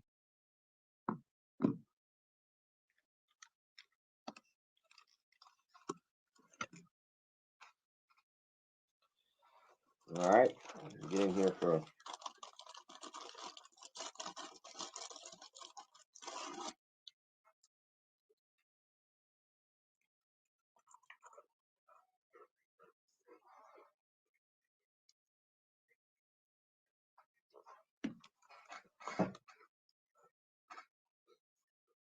So you take the cakes, put them in a bowl, I imagine. But how do we get to this consistency? whip them up. You put something in there, cream cheese maybe. Like cream cheese, yeah. I like it. Yeah. Could be dangerous. Yeah.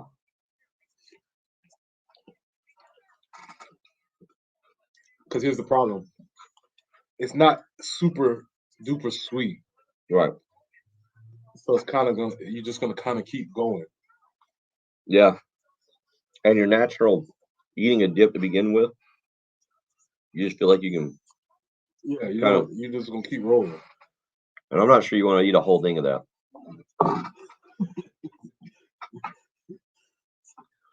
If somebody was like, "Hey, do you want to eat 5 Christmas tree cakes?" You'd be like, "Oh, I'm not sure that's the plan for a day. You want to try some?"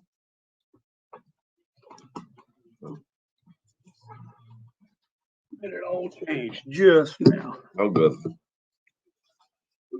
That's like the thing that goes on. I've seen it on the internet several times, but it's like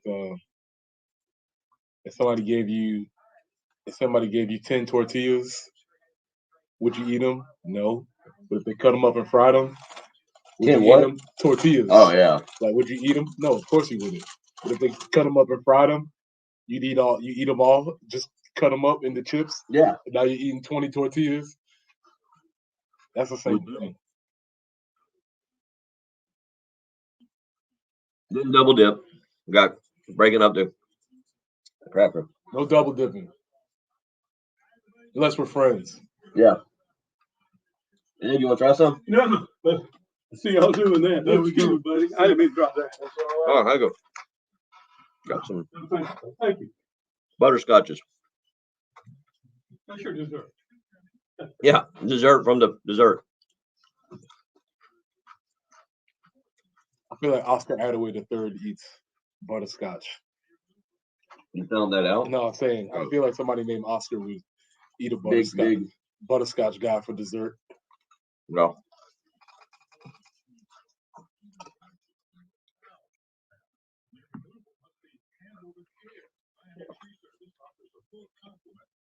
Jay's gonna wonder why there's graham cracker all over the desk. It's all for the gag, man.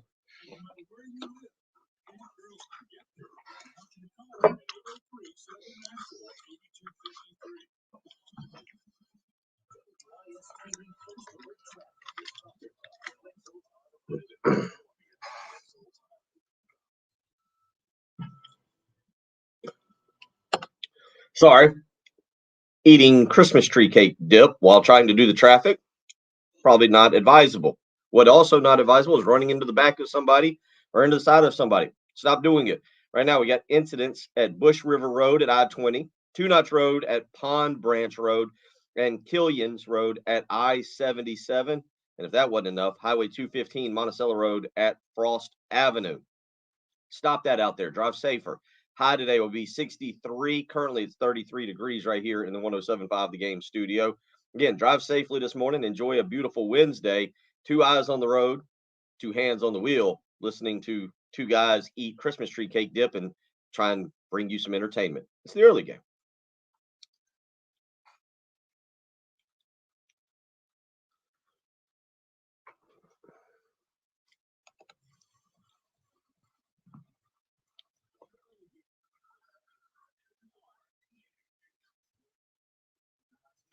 Almost took a very cheap shot at Reggie Anderson.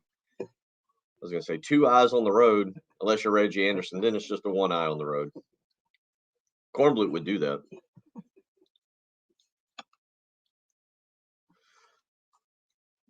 We'll get Preston's breakdown of the Christmas tree cake dip that we got heavily involved in there during the break. But let me read a couple of these to you here. Let's see. Anonymous texter says his top dessert, doesn't even give me a top 3, just gives me a top one. Pineapple casserole. Jay Phillips told me to make it. Made it for the first time on Thanksgiving. It's amazing. I'll be making it on Christmas. William, I remember Jay giving that recipe. Mm-hmm. William weighs in this morning. Says there's only one answer: red velvet cake on Christmas. And then you could even just do you try and get, instead of like the white cream cheese, do you go with green cream cheese icing to just like a red and green? Just red and green. You know, maybe that's something you can think about. Okay. Jamie weighs in his depth chart: chocolate dipped Oreo balls. Actually sounds pretty good. See, this is where I'm going with this, because nobody ever does this any time of the year. Nobody's sitting around in February like, hey, you want to bake some chocolate dipped Oreo balls tonight? No, nobody does that. Cranberry ginger tart. Again, you wouldn't. I don't think anybody eats that the other 11 months of the year, but around this time, I bet it's cranberries are very festive, yeah, Christmassy type of things. Yeah, that works. And then Mississippi mud pie cookies. That's his depth chart there. That was number 1. No, he just had 3 of them. I just read from bottom to top. Oh, okay, all right. Mississippi mud pie. I got you. Okay. Yeah. Gotcha. Let's see. Anonymous 6 ways in: Christmas tree cake cheesecake, sweet potato pie with whipped cream, and apple pie with vanilla ice cream. A lot of baked goods. Ovens go to work during this time of the year. And then Anonymous 6 says, what is Christmas tree cake dip? I don't know. It's Christmas tree cakes mushed together. I think some cream cheese, and I'm not sure. I'll have to text and get. Yeah, we're trying to figure out what's going on. It's on the internet. This isn't something we made up. I think it's the internet phenomenon. But if we're looking at the Christmas tree cakes, obviously Christmas tree cakes have the same flavor profile as zebra cakes, minus the fake chocolate, which would make the zebra stripes. They just change it from brown to green for the Christmas tree. So it's the same flavor profile, similar to the Valentine's Day cakes. It's the same concept, which, by the way, has always been my favorite cake. It's the only reason why I played youth basketball, is because we used to get snacks after the game, and I used to wait for that zebra cake. A zebra cake and a cold Sprite. Oh, man. Nothing like zebra cakes and a cold Sprite after fouling out, using about 5 fouls, hitting the board, scoring about 4 points. It's my time. But this is right up my alley, because it's not too sweet, which sometimes when you're eating something that's very, very sweet, the sweet can you can't really go too much further. Have to eat a slice of like pecan pie or something like this. Like, all right, I'm good. This is not very sweet. There's a nice cool texture. There's a nice cool temperature profile to it. You add the graham cracker, you get a little crunch, and then there's these sprinkles on there, which give you a little surprise action as you're chewing. Everything that you need. So it's creamy, it's crunchy, It's cold. It's warm. A lot of great things going on with this dip. I'm gonna give it an A. Okay. All right. So very good. So it's proof of just another little delicious holiday treat. It's fantastic. We just don't know if we can OD on it this early in the morning because it is very much full of sugar. Says the person last week, I think on this day, ate like 3 or 4 donuts from from the donut place. Yeah, that was from the, I think it was like chicken butt donuts. Yeah, it was cool. Very good also. Alan weighs in with Butterfinger pie. Jeff says, "Hey guys, I'm in sales. I make 3,000 to 3,500 chocolate dip Oreo balls for my customers, and they always go nuts over them. I indulge in a couple myself with a glass of milk." That's a man who knows some sales. Yes. That's a man that's like, oh, I definitely got to buy from him next year, whatever you're selling. I don't know. Yeah. His significant other, somebody. Another text always in. Homemade caramel pie with graham cracker crust and homemade fresh lemon whipped cream. I'm telling people don't do this. This is what I'm saying. The Thanksgiving is the turkey and the ham and the sides, all the sides. It's the meal. It's the food. Christmas is the desserts and the sweets. That's true. I don't ever see anybody going, "Oh, I can't wait for a good." I know there are people out there go, "Man, I can't wait for a good ham or a turkey," but Christmas is all about the desserts. This is another revelation I think we're coming to. Speaking of desserts, Zion Williamson. Yeah, our guy Zion, man. You know, obviously Zion being from Spartanburg, local guy, somebody who we've been paying attention to. This is it's becoming an issue with his conditioning, I guess would say. You know, they played the in-season tournament last year, and I mean, they've been talking about it on ESPN, but it's been something that we've always been concerned with because Zion does not have a typical basketball player's body. That's one of the things that made him special. He was so big, so explosive, so fast. He could do really interesting things on the court, but it seems like it's getting away from him a little bit right now. And that's been a concern, a question that they've had about whether or not he's going to ever be able to dial his conditioning in, conditioning being the nice way to say it. Right. But he's struggling off the court right now. And I don't know if we're ever going to get a chance to see his full potential if he continues down this path. He's at least to date this year been able to stay healthy. Correct. But it is interesting with Zion. He seems, I don't know if I'm going to say this correctly, like Charles Barkley was a bigger fellow, right? But Charles Barkley seemed light-footed, like he could move around. Zion seems heavy-footed, and I don't know if that makes sense. I don't know if I've just made something up there, but I've seen it in basketball where and I'm not trying to be funny when I say this, but you could label Charles Barkley or some of the bigger guys more of a twinkle toes, where they're light, they can bounce around a little bit. Zion seems like when he goes to explode, it's a heavy, hard. I'll refrain from slapping our desk, but that's tough on the feet. Which basketball, you suffer ankle injuries, foot injuries. It's really hard to overcome that with the cutting and we saw what happened to Grant Hill. Grant Hill just never fully recovered. He wasn't a hefty fellow like Zion is. It's going to be interesting to see as he goes through his career, how long the career can last, and if he can live up to the hype that his high school internet videos contributed to his top rate. He's a good basketball player. He's still playing relatively well, and that's why I said I don't know if we'll ever get a chance to see him max out his potential because, one, you talk about the injuries. Everything about basketball is just, your joints are getting, you're pounding on your joints every single game. And if you're carrying all of that excess weight, it's not fit for your body. You can do it for a little while, but eventually your body is going to break down. He's going to have to take it a lot more serious than he said. And that's one of the things, when you look at the clips of Charles Barkley in his prime years, you can see the difference in his body, right? Some early years, the round mound, the rebound, he was good. It was sort of like a novelty. But when he started getting into those Phoenix Suns years, he basically slimmed down so that he can make a lot of those plays. And you're right. There is a heaviness to the way that Zion plays. He's explosive nonetheless, but I don't know if we'll ever see his max potential if he doesn't get this part of the game figured out. He's having a good season. He's averaging right at 23 points a game, 22.9. He started 20 games. He's averaging 31 minutes. I mean, this right now is peak Zion. And the question of Christmas tree dip. He jumped up on me. But the question will be, can he maintain this? And one other thing, I watched them play the Lakers over the weekend. Zion plays at a physical level. He doesn't avoid contact. He ran over LeBron one time, and he got the best of LeBron. They showed a shot kind of LeBron laying on the floor. It looked like he had a little cartoon character circling his head like in Space Jam because he got popped pretty good. That's another thing.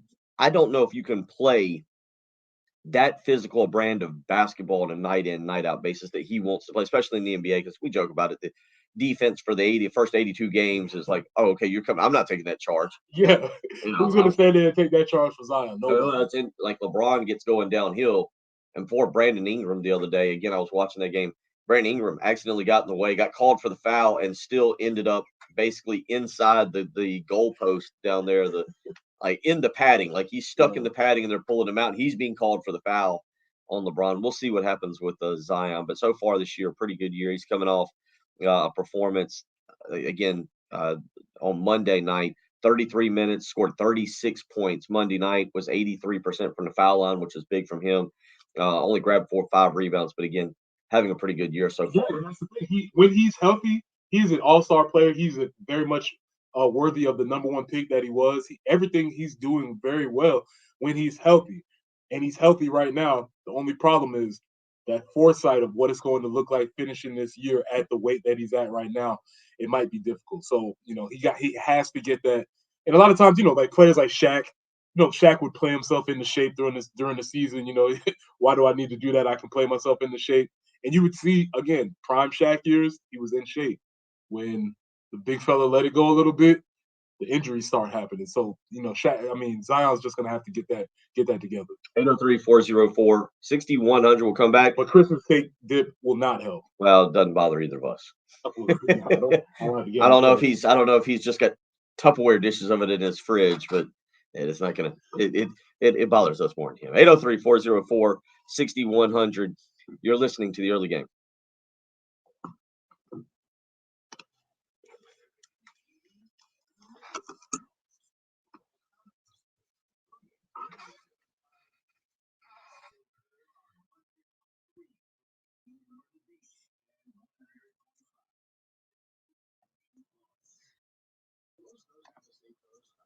Yeah, that's going to be a no. I'm not coming in to work on the equipment. We have an engineer. What did he say? He said I need to try and come in a little bit earlier to make sure the equipment. And that's no. I'm just going to go ahead and put that out there. No, it's not my equipment. They actually have this whole new live stream that they're about to. We finally have it done. I showed y'all this a while back, but you'll have this whole new. See if you can see it right. You can see the screen's right there, but it'll be on YouTube. What is it? 107.5. The game YouTube. I don't know. And we won't be in charge of it. I'll keep running this because we've always done it. I'll keep running this, but the temperature is dropping. Well, I mean, yeah, because my last one said it's currently 33. This says currently 30. I don't like that. I'm not sure where we're getting that. Are we are recording today? Yeah, after this. I think they are on location at Firehouse. And so I'm thinking we'll be able to set us up in here and just record. Oh, okay. I think.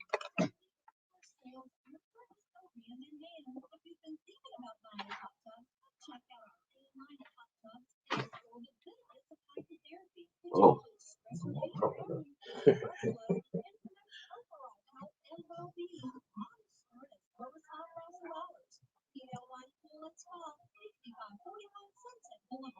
You'll find us on Facebook or online at PeteLYpools.com. The holidays start here at Kroger with a variety of options to celebrate traditions old and new. Whether you're making a traditional roasted turkey or spicy turkey tacos, your go-to shrimp cocktail, or your first Cajun risotto, Kroger has all the freshest ingredients to embrace your traditions. Kroger, fresh for everyone.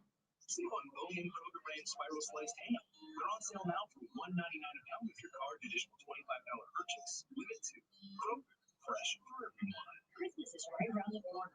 Finished your shopping for her? Probably not. Have no fear. Rejuvenation's Medical Spa is here. The Pioneer Medical Spa in Mentions has gift certificates for every price range.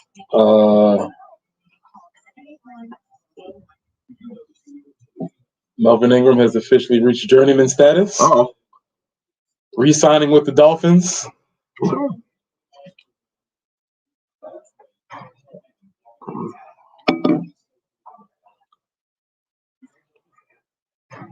morning.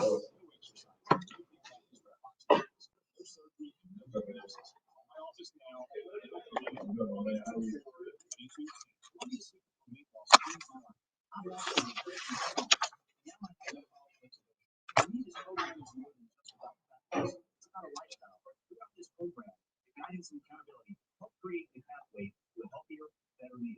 Many patients lose 20 to 30 pounds in about a month. Okay, Vecna is back in the Stranger Things series. I think we knew that. Never started it. Oh, I think it's one that if you've never started, you're okay. You're good. Once you start, though, you're like, oh. It's like 4 seasons, maybe. This is the 5th one. I mean, relatively, I think each one's 8 to 9 episodes. Apparently, Will Byers is going to really take center stage again.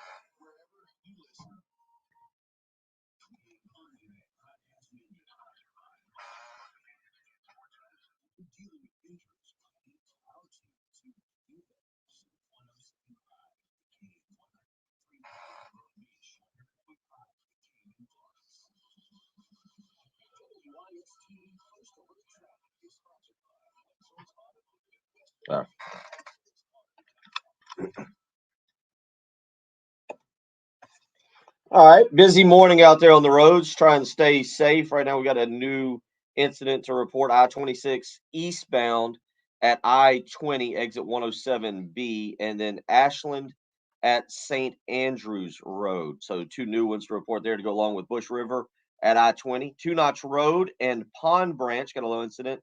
Killian at I-77 and Monticello at Frost Avenue. So a lot going on out there. Trying to be safe this morning. Right now, according to Ed Bird and the updates I'm getting, the temperature has dropped 3 degrees. It's not a positive. It's currently 30 degrees on my sheet. The last one I got, 33 degrees. Okay, so it's getting colder. Not a good start to the day. And you guys are not driving particularly well. Let's improve all of those things with the next update. It's the early game.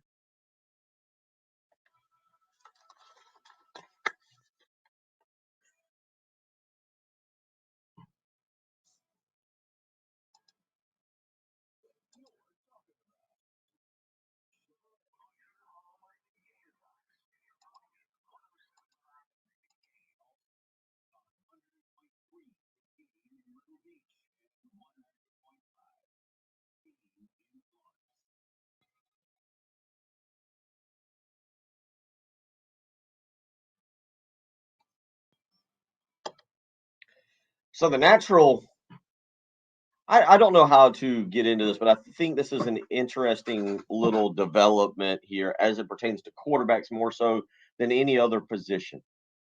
Landing a 5-star quarterback, an elite quarterback, is a huge, huge deal, right? You get that guy, you celebrate him. Quarterbacks are always the face of the class. A lot of times, Preston, not all the time, but a lot of times, quarterbacks are the guys that get everybody in the group chat, only to then disappear when, as Dylan Raiola has done at Georgia. There is a stat out there. This is Max Olson on Twitter who put this stat out. It was the top 10 recruits in the class, top 10 quarterback recruits in the class of 2021, according to the 24/7 Sports composite rankings. Top 10 quarterback recruits. Now, you're looking at it with me, but I want you to play along in your car for just a second, or your house or your office, wherever you're at. How many of those top 10 quarterbacks in the 2021 class have transferred? Play along for a second. Think. Get the number in your head. All right, you got the number. You got the number. The answer to this, the top 10 quarterback recruits in the class of 2021, 9 of them have transferred. Quinn Ewers, going from Ohio State to Texas. Caleb Williams, Oklahoma to Southern Cal. Sam Heward, remember, I don't know if people know him. He was Brock Heward's brother. Sam Heward went from Washington, committed there. He is now at Cal Poly. Not real sure what happened there. Brock Vandergriff making news. He recently entered the transfer portal, going Georgia to Kentucky. Kyle McCord, obviously Ohio State. He is now in the transfer portal. Ty Thompson at Oregon was at Oregon. He recently entered the transfer portal. Jake Garcia was at Miami. Missouri, or excuse me, went from Miami to Missouri. Drake May was at is now wrapping up at North Carolina. He is the one guy, and JJ McCarthy. I'm sorry, JJ McCarthy's on this list as well. He is the other guy, and then Jackson Dart going from Southern Cal to Mississippi. So 8 of the top 10 quarterbacks in the 2021 class. So I'm trying to put this in perspective, Preston, because we're talking obviously a lot more these past 2 weeks. Transfer portal, NIL money. I mean, you see Kyle McCord jumping in. You're like, wow, that's crazy. Dylan Gabriel just had this incredible year at Oklahoma. They're talking about giving the job to 5-star quarterback Jackson Arnold because there are rumors because Jackson Arnold was going to transfer if Dylan Gabriel came back. I don't know. I'm starting to wonder if the easiest thing is every year you recruit a transfer portal quarterback. Now they want to come in and start, but I think quarterback recruiting now more so than ever is as interesting as it ever has been because there's a lot of options. I don't know which way you go with it. This is very fascinating. Let's take the NFL. The NFL, for instance, the formula for winning in the NFL is to get a rookie quarterback on a very low contract that you can build the rest of your team around. That's what you see with the Cincinnati Bengals. That's what you see with all these teams. Young quarterback, low contract, build the rest of your team around them. Obviously, we don't have a salary cap in college football because we're not employees and we don't have salaries, quote unquote. That being said, it seems as if there's an opportunity to win now, that this is your best. This is an option. If there's like one cog that you need to replace in that wheel of your team, then going back and getting one of these guys, a 5-star guy, which we go through this list and say, was it 5-star guys? What was their production when they were in college? Most of them had not played because of the quarterback situation, but each of them has a unique reason why they transfer. But it seems like for Oregon, that might be their strategy moving forward. Yeah. Notre Dame seems like with the signing of Riley Leonard, they just had Sam Hartman. They seem to be creating a recruiting strategy that's going to lead towards this. So I wonder if certain teams are just going to pick this up as a strategy. Well, the other part to this, when you land these elite recruits at the quarterback position, the question is, it used to be even if you were a 5-star guy, you might have to sit for 2 years, 3 years. You might not play. Florida State, I think, back in the 90s, had the pipeline going where they would land an elite quarterback, and then that elite quarterback didn't really play till his junior year. It feels more and more like coaches are being held hostage, for lack of a better term, because these elite 5-star quarterbacks that are recruits are coming in and going, I might sit this year, and I understand it. I'm going to sit behind the guy you got there, but I'm transferring after this. And Dylan Raiola is another good example of that. Look, his uncle Donovan, and we will get into this, got a nice hefty raise and extension. Shocker. Yeah. But, and I'm not, this isn't a beat up on Marcus Satterfield segment. We can do enough of those segments. That'll be in the 8 o'clock hour. Yeah, we got plenty of time on that. But why would you leave? Why would you go from Georgia? And I know it's Mike Bobo, but again, look at what Bobo did with Carson Beck this year. Bobo's solid. I hate to tell everybody, Bobo's solid. But again, what is it aside from your uncle getting paid money and your family history there, which I guess is important? But we would agree I would assume there's no way Nebraska's in the college football playoff for the next 2 or 3 years.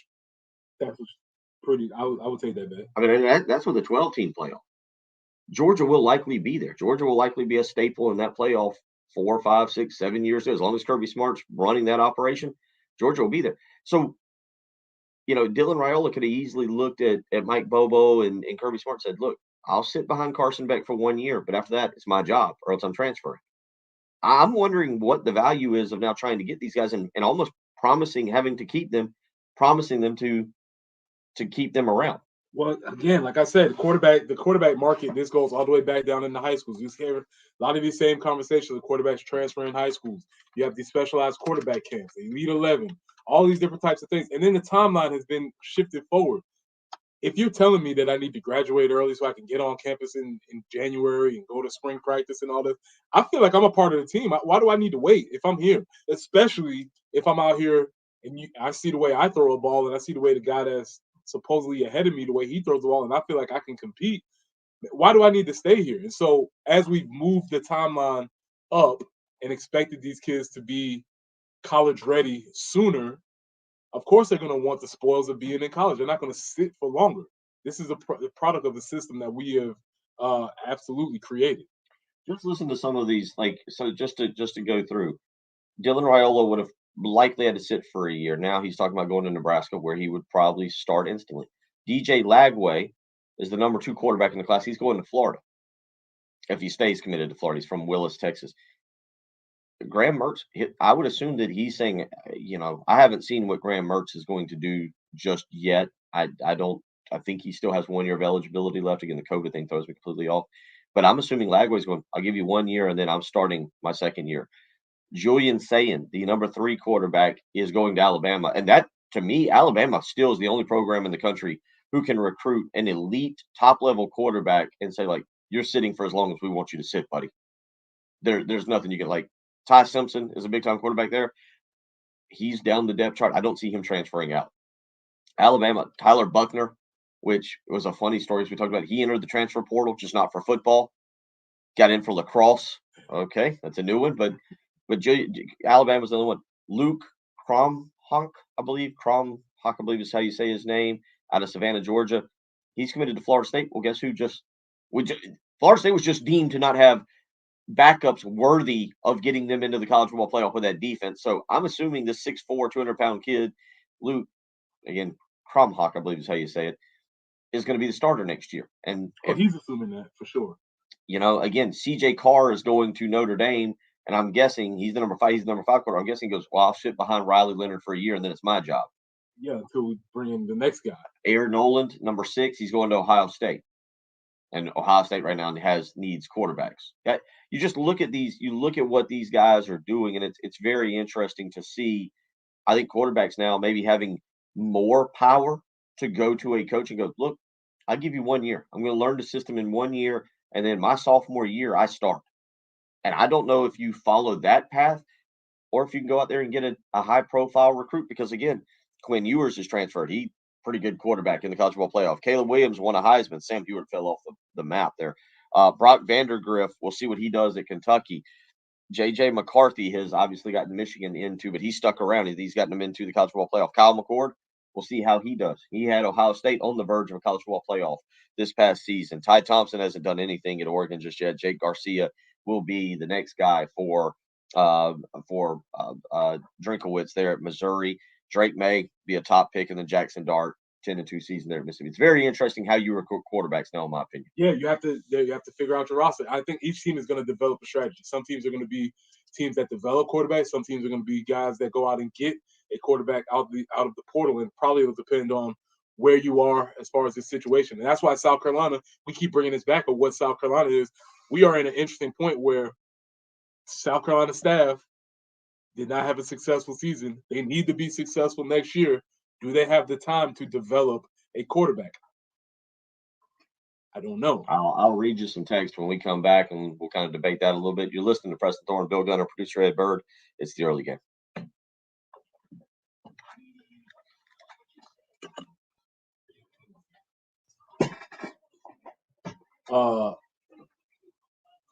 Brock and Sam Howard might be on they must be on the same plan that my brother and I are on. My brother and I are 9 years apart. Oh, really? Yeah. Because I'm like, Brock Howard played a long time ago, right? Yeah. That was a long time ago, right? I mean, I'm thinking like early 2000, like 2000. I'll say this. Obviously, he was pretty good. I'm thinking, to answer your question, I used him. I would get Washington on PlayStation Football.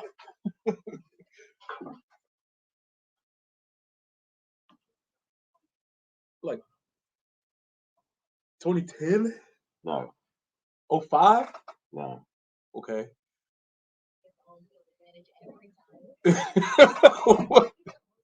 You wrapped up college before you went to college. That's what I'm saying. So this He's is not 47. this is not his brother, right? This is his son? This has to be his son. Maybe that's what it is. Luke was the younger brother. Cousin?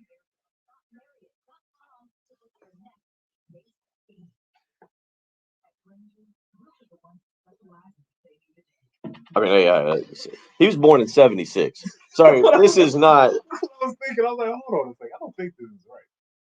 I don't think.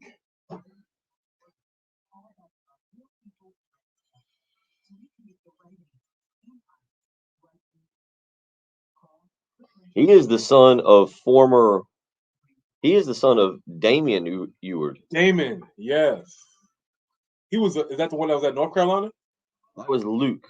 Damian Eward played. Damian Eward was born in 73. He's 3 years. He's 3 years Okay, so he's older 50. than Brock. He's 50. Okay. So that's his son. Yeah. All right. Okay. All right. I'm good.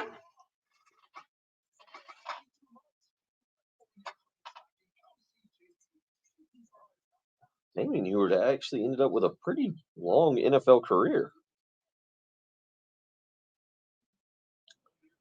Boy, that sent me spiraling there for a minute.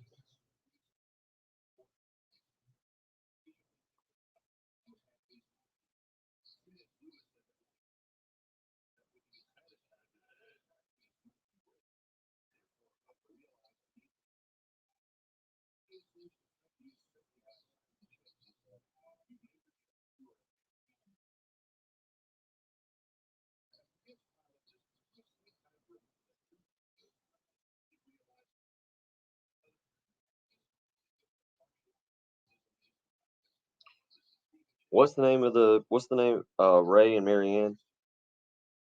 Is that the name of the people? Absolute Glass? Yes, Ray and Marianne. The guy, our buddy who does who sends us all the rugby stuff. He just sent me a picture of his glass. Looks like broken out. Oh no.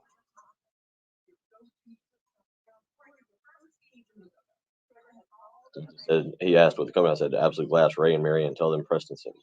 Tell him Preston sent you.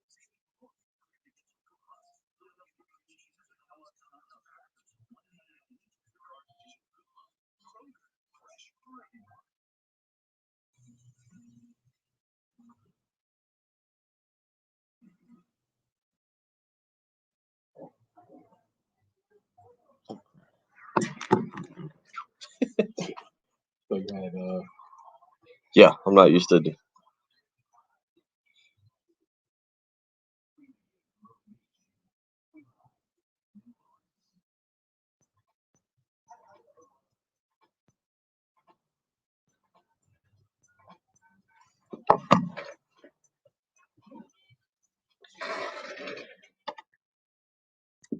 Denny weighs in, and this is where I was going to kind of go with this because he brings up a point.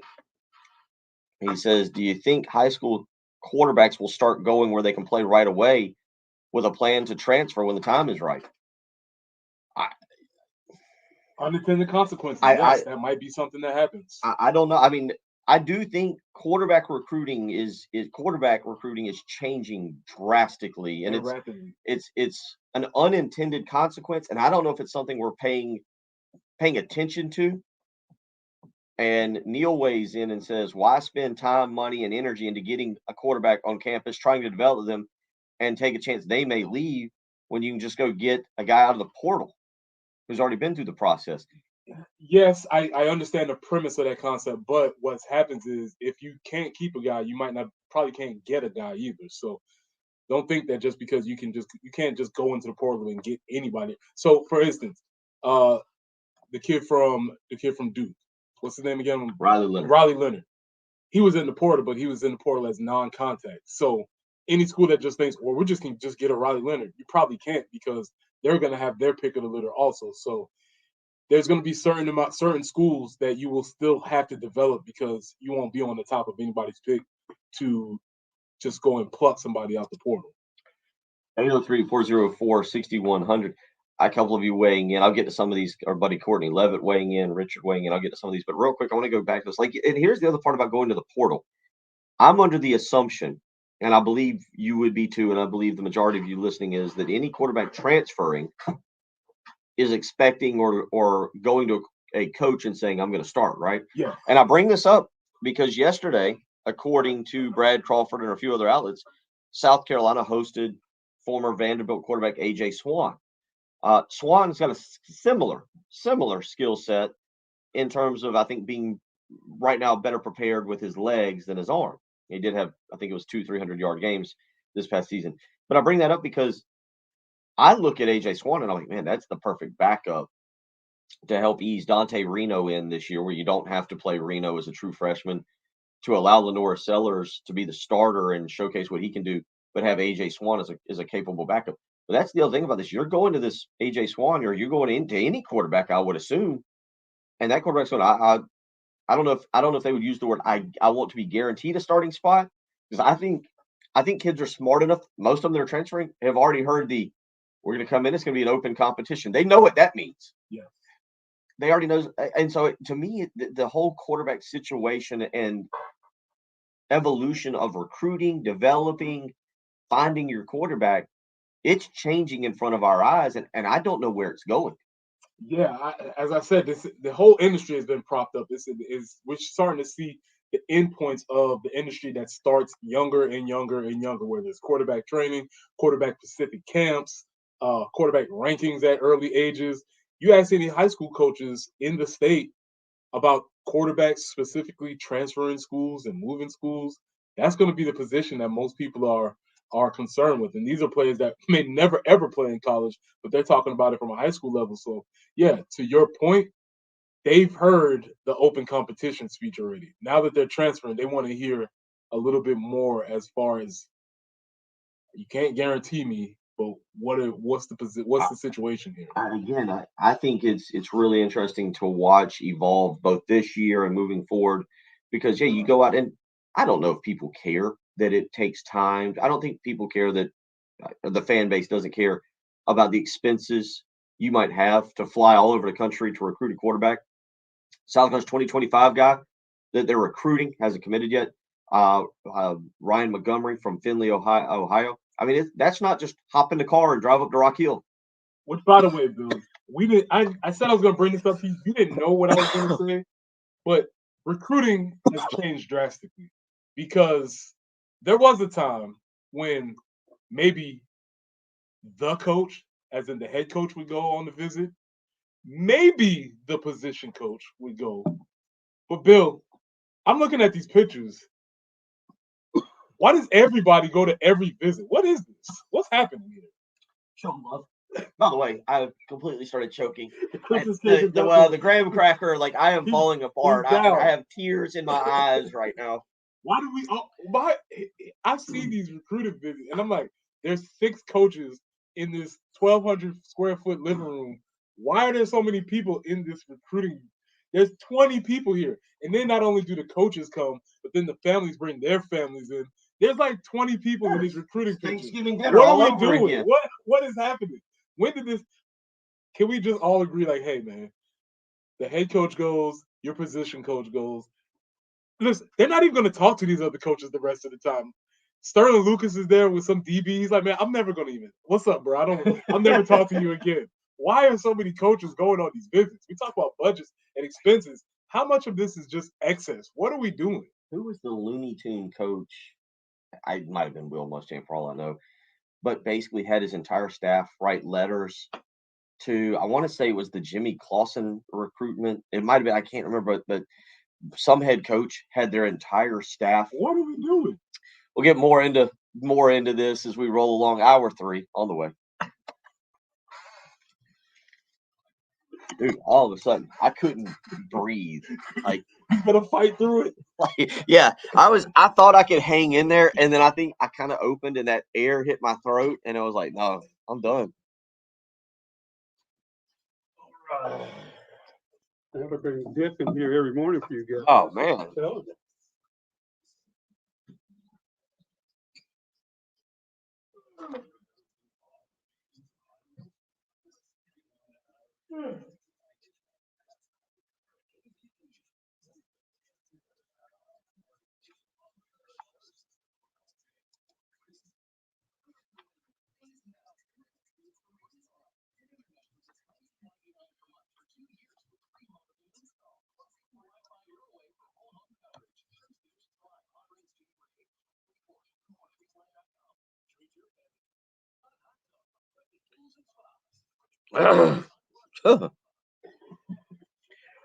That was one too. I was like, man, I really need a water. Like this is gonna this is not gonna work. Like I was like, but I've got to have something.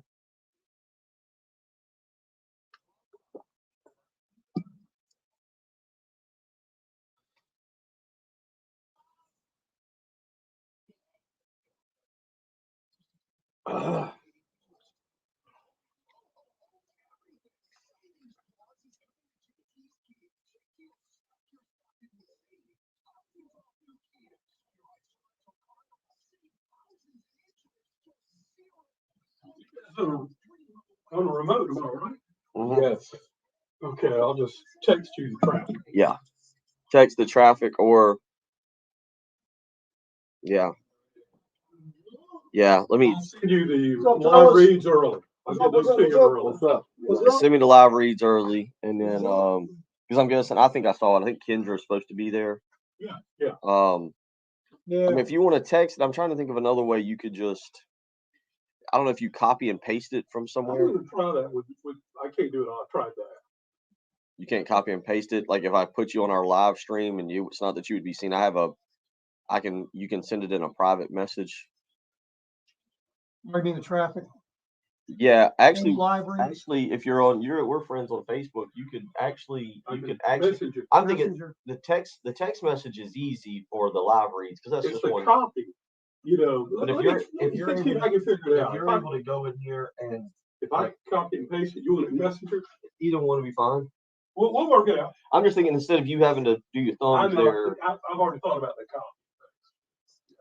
but yeah, you could do that. Just delete and add.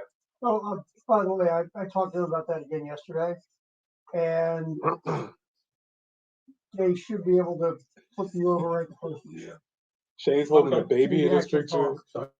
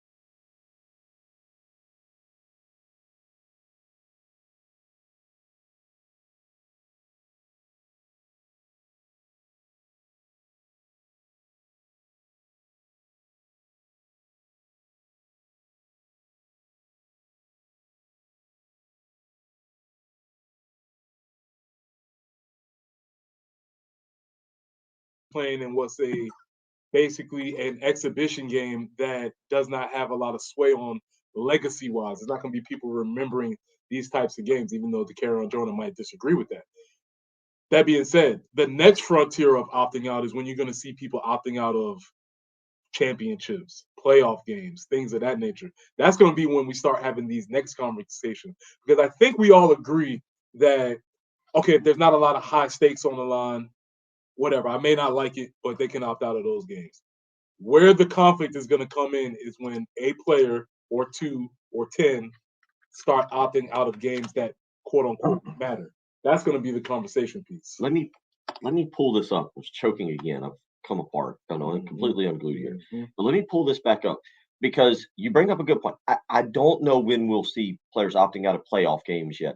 But let me throw this one to you real quick. When do we see the first underclassmen not eligible for the NFL draft yet? Like a top. So what I'm trying to do very quickly here is you're bringing this up and we're talking about it. Where you going? When do you see a sophomore? I'm trying to do this in my head and look it up because as you were talking, I was thinking about this. It wouldn't shock me to see whomever is being considered. Again, I apologize this morning. We're gonna have to get some water during the break. I'm gonna have to get some water. I've got coffee, and that doesn't work for like trying to unclog a throat. But the top player in the 2025 NFL draft, who has to come back and will come back. When do we see him opt out and just say, look, it's an exhibition game. I'll be back next year. I'm going to play my junior season, but I'm opting out of this exhibition game because I don't want to get hurt in this game that could set me back on rehab for 9 months and impact my future. That, to me, is the bigger one to start paying attention to because when that happens, I don't know what you do with the bowl games because who's to say that doesn't lead to just a bunch of sophomores who can't go to the NFL draft this year, looking at it as you just declared it, which is right, an exhibition game going, no. I don't want to get hurt in this game and spend 5, 6, 7 months rehabbing to come back for my junior year that could impact my draft. I'd assume that will happen. I don't know if we haven't seen that yet. I assume that will happen, and that'll be a very interesting conversation because they still have a future with the team, and a lot of times by opting out, you're pretty much saying this is the last ride. I'm done here. Even if we agree on amicable terms, right. I'm not coming back. Coming back after that will be another conversation to have. We haven't seen it yet, but that probably will be something that will happen shortly.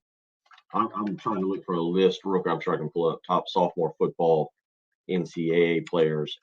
Just to throw one at you real quick.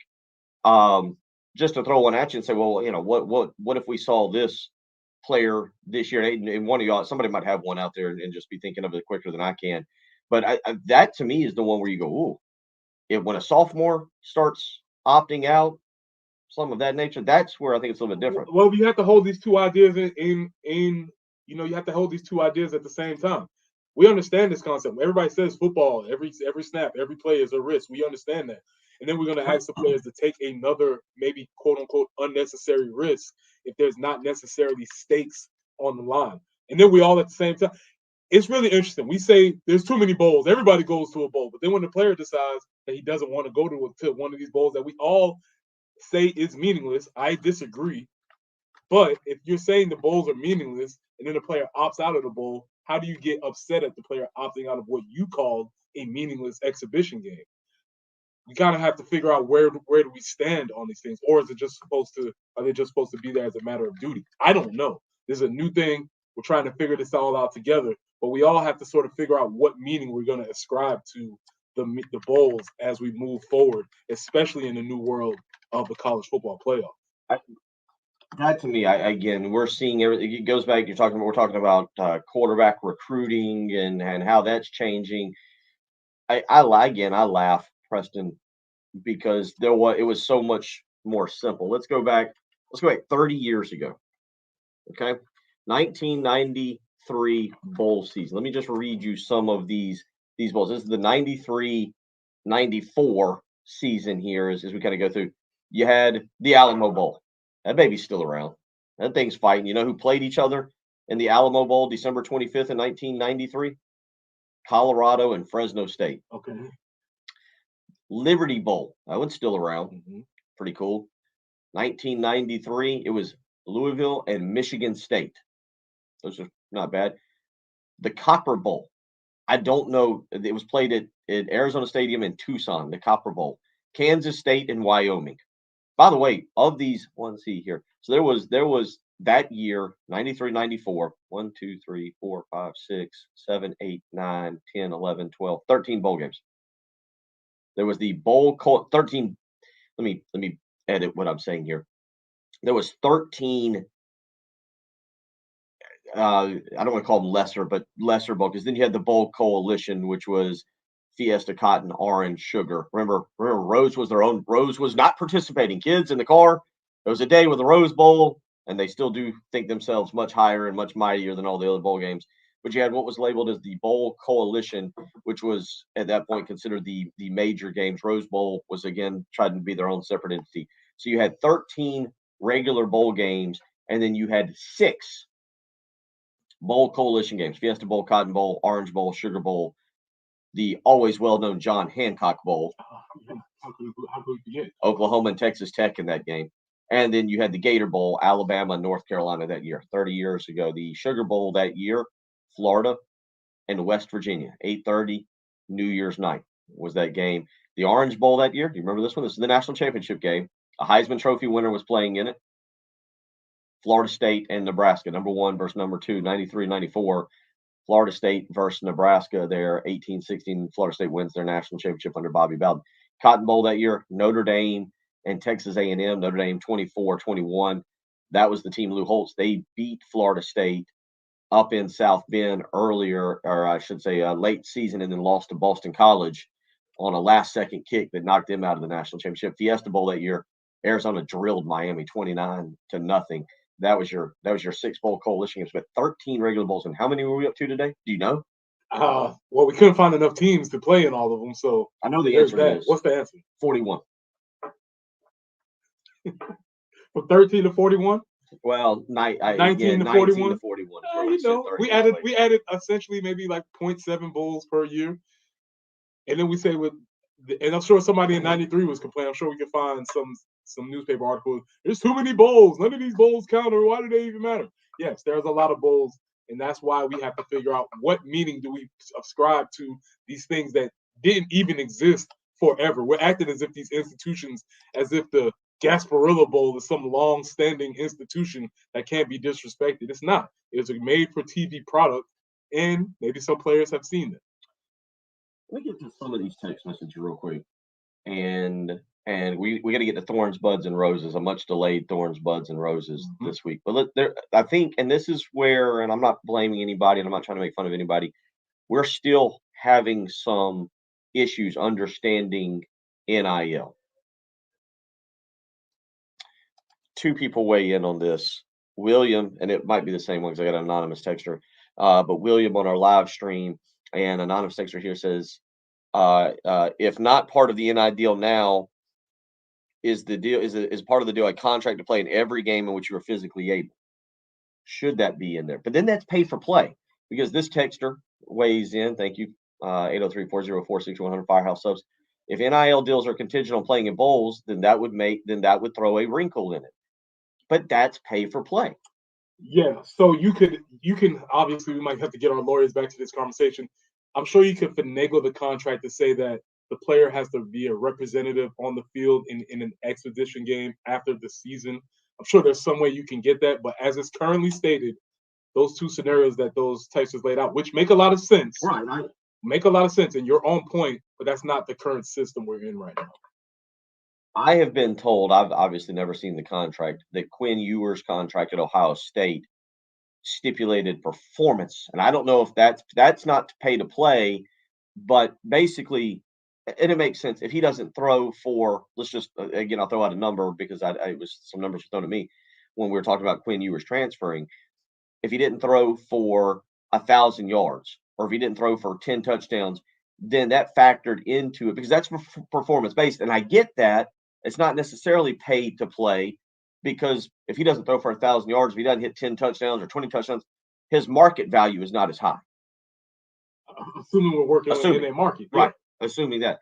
Let me ask you this. AJ weighs in, and I think in the big picture, 85 scholarship players, 132 teams, he's probably right. But he says, I still believe that most college football players want to play because they love the game. I mean, it's changed 20 years. You're around it. You've seen high school. I don't know. Is it? Do you think? I think it's a much broader conversation about what does that mean to love the game. I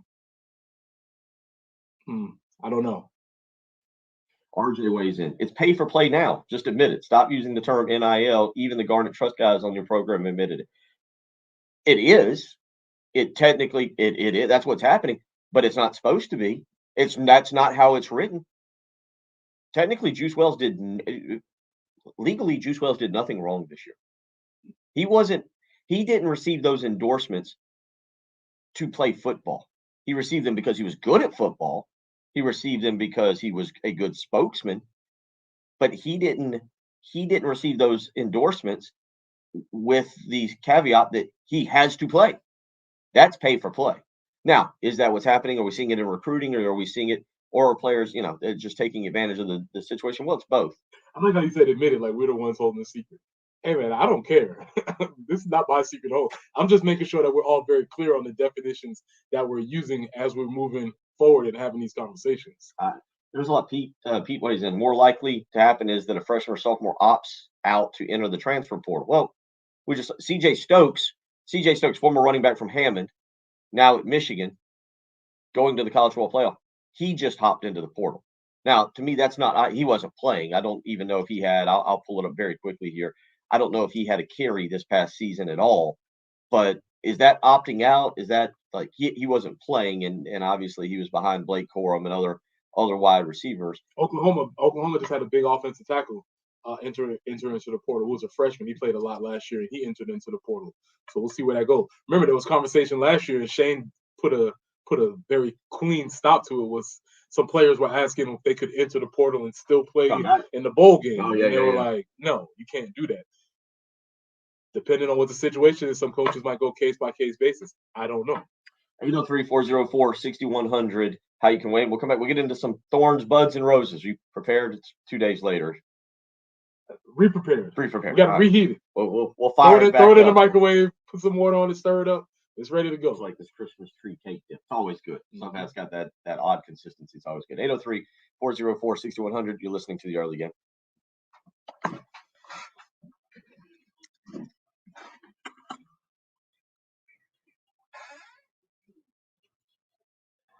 Yeah, I mean, technically, CJ, but I mean, he had 4 carries this year.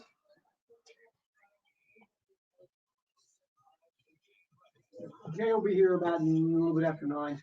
I'll just run down to the bathroom. Because they're at Firehouse, so we're just going to come in here. I think they're at Firehouse, aren't they? I don't have a promo sheet, so I have. Today's, no, they're at Firehouse tomorrow. Okay, so. Because you guys are 6 to 9 tomorrow, at Adams, and they're at Firehouse 9 to noon. Don't pop in, bro. Let me do the podcast thing. We'll get the 15th anniversary. We'll just hop in there. They'll cuddle. We'll go there and all cuddle. We'll keep ourselves warm. That's the best we've ever done with Crowder.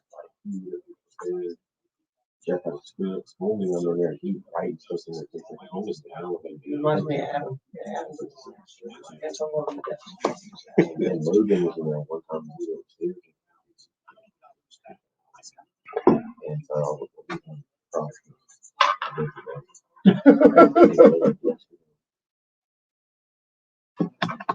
you gotta remember,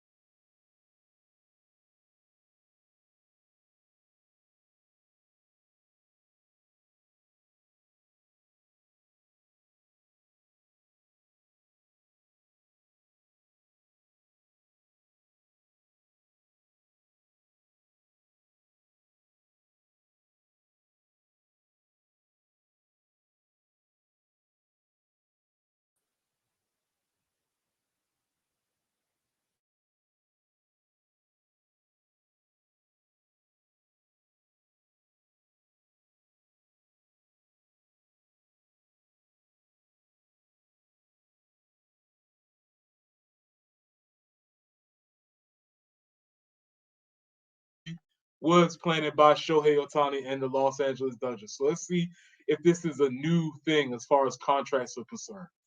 Last but not least, Bill, we need 5 roses in one bouquet.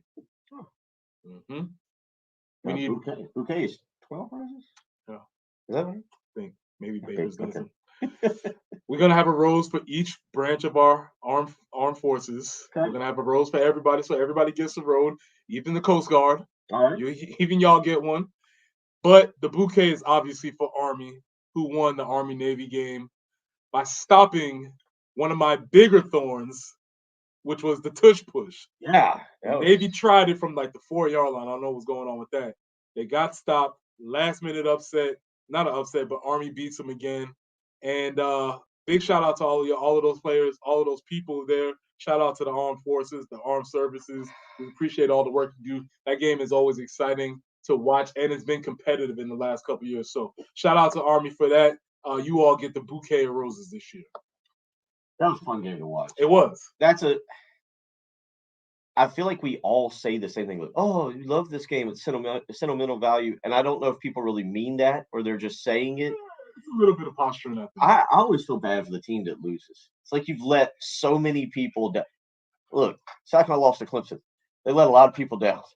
All right, you let yourself down. You let your families down. You let your fans down. It doesn't feel as South Carolina losing to Clemson as big as if you're Army or Navy. I feel genuinely bad for the kids. Like, great, the kids that won, I'm happy for them. But the kids that lose, and to lose in that fashion, I felt awful for them. Shout out to my father, rest in peace. His annual joke would be, well, obviously both of them losers because they're not the Marines. Okay. So, yeah, there you go. As a Marine, that would be his thing every year. So shout out to everybody. It's always a great game to watch. It is, and the way they play it, the march in and singing the fight songs. Now, they didn't show enough of it, and I think this was on purpose. We had a little kerfuffle at the end of the AFC. There was some bad blood there. We weren't quite all on the same page of honor and integrity and friendship and hugging and I was like, oh, these guys, a little great fun game. Richard weighs in on our Firehouse Subs text line, by the way, and I kind of agree with him. He says, man, going last Saturday with no college football was rough. We only had that one game. Now, you also had, I don't know if you got into this, and I was out Monday, but that was a fun game on Friday night. Did you stay up for Montana and Furman? The overtime game, and you got snow going. And I will be watching the playoffs moving forward, but I didn't watch that one. I'm becoming slightly more of an FCS playoff. It's just neat. And now I don't know if it's neat because it's occurring at a time when the FBS is not in action except for Army Navy. It's always fun seeing Furman. If that's what the college football playoff will be, I'm in for it. But I don't know if it's because it's lesser teams, it's teams I don't know. It's normally played up in a Dakota or a Wyoming. There's snow. South Dakota's running the triple I. There's random stuff happening. I don't know. I liked it. That was fun last week. Army Navy was a lot of fun this weekend. You got all the bowl games. 803-404-6100. We come back. I want to go back to the leftovers and how you heat them up because I want to know if I'm just a freak, like I'm an odd person, or if this is commonplace. Like, do people do, speaking of reheating the thorns, buds, and roses and bringing it back, we'll do that. You're listening to Preston Thorne, Bill Gunner, producer Ed Bird. It's the early game.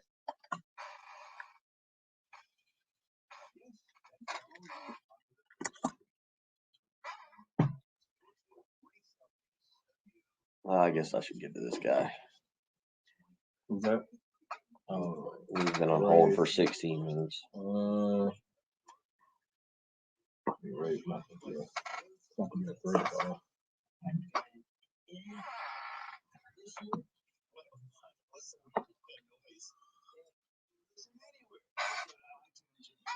Yeah, we're gonna know that. I'll put him. I'll do a little rundown after this. Draymond punched somebody again. Yeah, like what was it? A spinning backhand? We'll get back into that. Like just.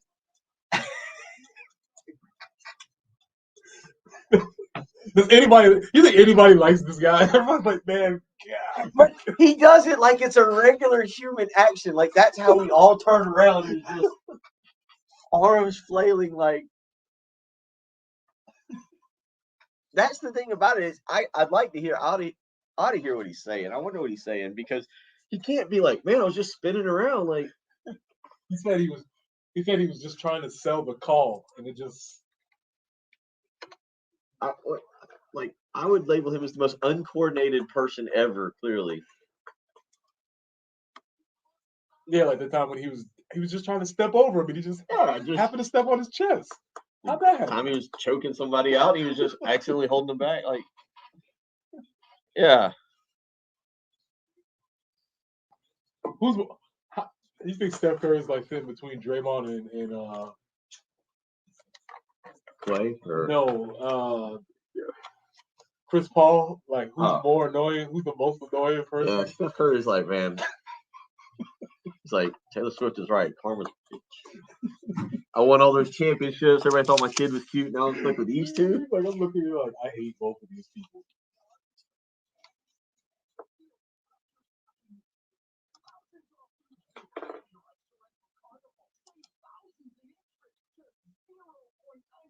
Oh, is it official?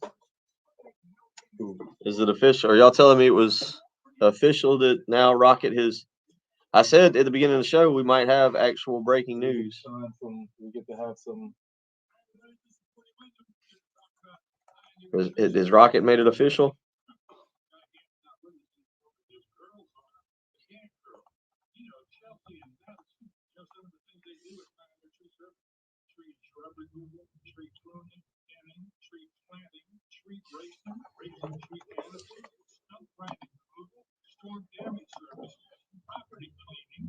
What did this guy send me?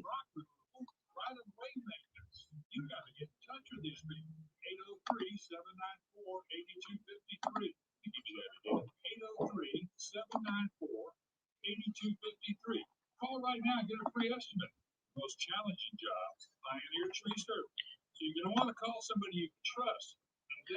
Wes Mitchell just going with expected to commit to South Carolina. Wes said that? Yeah. I mean, that's.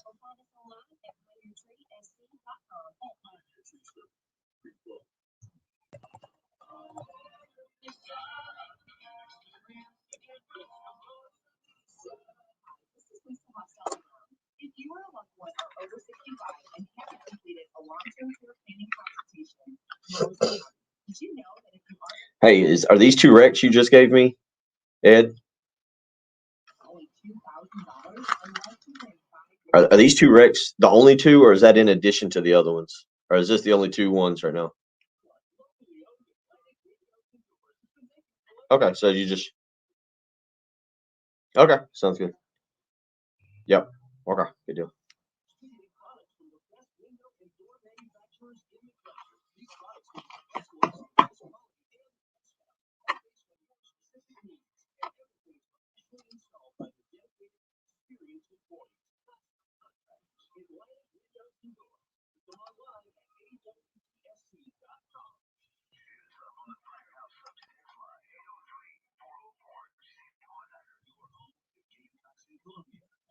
Oh, this guy says he's got a thorn for Preston. There are actually 6 branches in the armed forces. He says, think about it. Oh. Did we maybe the reserve?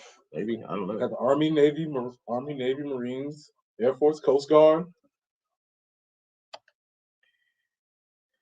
All right, looks like things are clearing up just a little bit according to the most recent report here for traffic. We just got 2. Good job out there, Murray. At least most of you have gotten to the office safely and you're not harassing people on the road. SC 277 northbound at I-20. Got a little dust up there. And then Bluff Road at Lower Richland Road. You got a little dust up there. So right now, just 2, according to the traffic report. So either we're doing better or you've all arrived safely at your office and you're listening to some high quality sports talk radio along with food and other things. Also, the weather today, high of 63. So should be a pretty nice afternoon. Currently, weather's risen. It's 35 degrees here in the 107.5 The Game studio. Appreciate everybody for listening this morning. Continue to drive safely. You're listening to the early game, 107.5 The Game.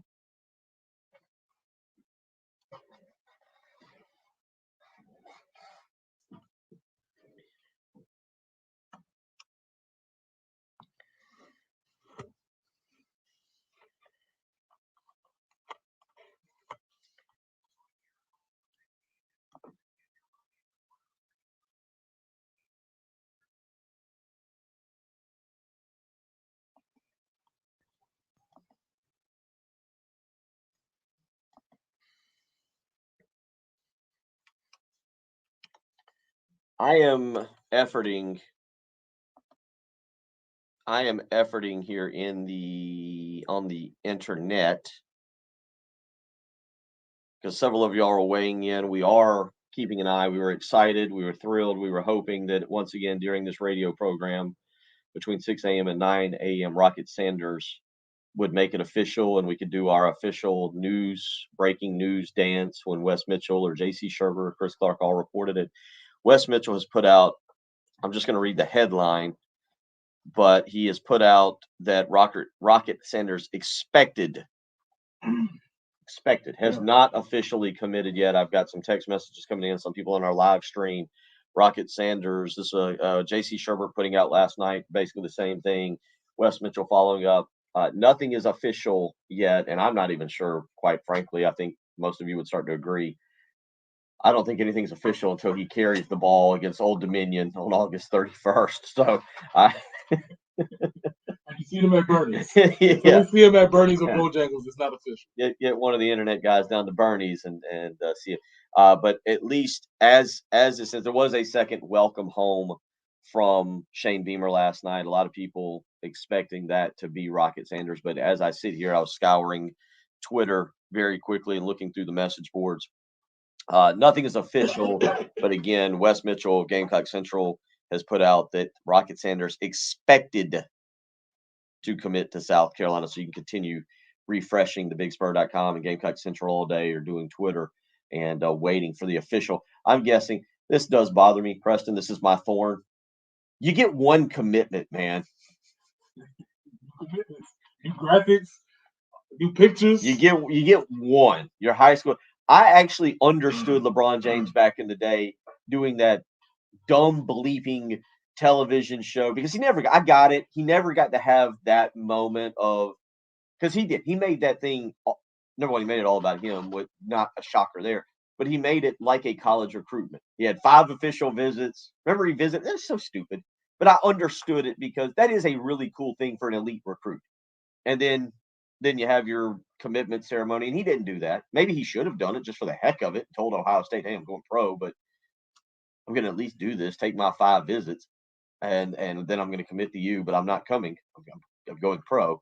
But the bottom line is, no, you get one, and then the next one you just put out. I want to thank Mom, Dad, everybody else. I'm going to the University of South Carolina or Clemson University or whatever. New ceremony, man. No, gotta get new graphics. Gotta take new pictures. Yeah, no more graphics. Just a quick tweet or Instagram or whatever it is, whatever you kids do. Okay. You got bogged down. The age showed itself just now. 803-404-6100. Let's get out to the Love Chevy phone lines. Ray wants to weigh in this morning. Ray, how you doing? What's on your mind?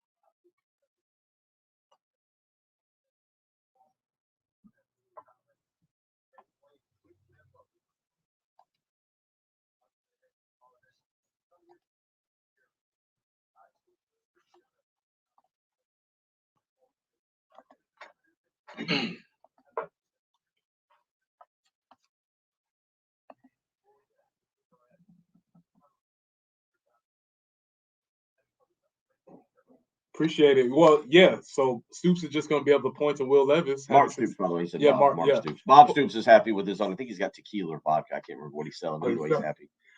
He could just point to Will Levis and say, look what we did for him. Look what he came through our system. And now look how successful he's been in the NFL. Maybe, I don't know if Devin Leary is going to have the same trajectory, but You're right. There is a track record of that, something he's performing. On the flip side, I don't know how you sell your program to a high school recruit with that type of track record. So if I'm a quarterback that's good enough to go play at Kentucky, I don't know if I don't know how you sell your program to an elite quarterback. That's what I'm recruit. saying. Yeah, Yeah, not. I think an you can elite get. quarterback Yeah, recruit. yeah. An average guy, 3-star guy, but an elite guy. I don't know if I can. I don't know if you can sell that Well, program. I guess you. I mean, I'm being serious here. I guess you throw that out to him and say, "Hey, look, Brock Vandegrift's here for 2 years. You're not going to get a 2024 kid, but next year you go, hey, if Vandegrift's great, that's even more of a selling point, and you're going to start as a true freshman. But if he's not, you're going to sit behind him for 1 year and learn the ropes, and then be ready to go your sophomore year, and you'll play. I mean, your selling point now is you're going to play for 2 years, right? Hey, you're going to play for 2 years, and then your junior year, sit 1 year, play 2, and then graduate. And I guess I'm talking out loud and walking myself through this. You only expect a quarterback, regardless, to be in your program for 3 years. After 2 years, based on what I'm seeing, he's probably going to transfer. It might be something to start recalibrating that thought Like process. if he's not ready for the NFL, he's going to probably look at you and blame you. He's going to be like, Shaggy, it wasn't me. Yeah. Like, it was you. You didn't develop me. I'm going to go. I can't. The Oklahoma, Kyle McCord is interesting at Ohio State.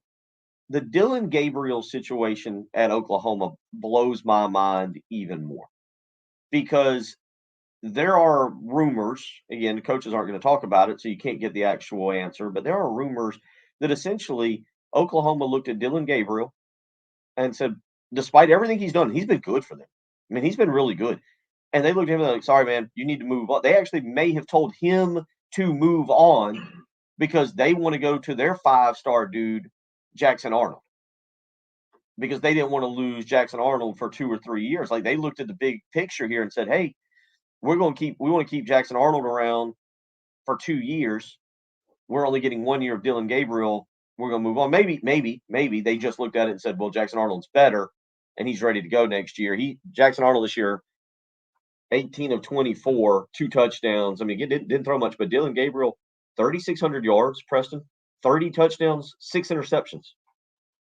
A lot of teams would take him around the country. Obviously, he's going to Oregon, so a lot of teams would take him. And that's the only thing I want to make sure. If you're listening to us, and especially if you listen to me, anything you get from me is that whenever you hear these portal entries, don't just jump to the immediate conclusion that it is NIL based or something like that. There are a myriad of reasons why these young people are jumping in the portal. Some of them may be trivial to us. Some of them may be substantial as far as money is concerned.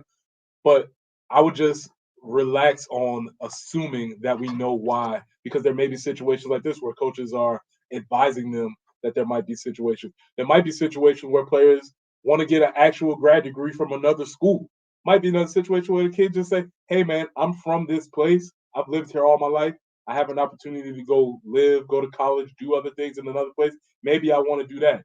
I don't know what any of these situations, and they're all different. Are some of them nefarious? Yes, probably. But I would just not jump to that conclusion immediately when you hear these things happen. Again, Dylan Gabriel's thrown in 2 years at Oklahoma. Now, look, as you just said, there's a lot of little items at play here. He's losing his offensive coordinator in Jeff Levy. Oklahoma's losing offensive linemen left and right.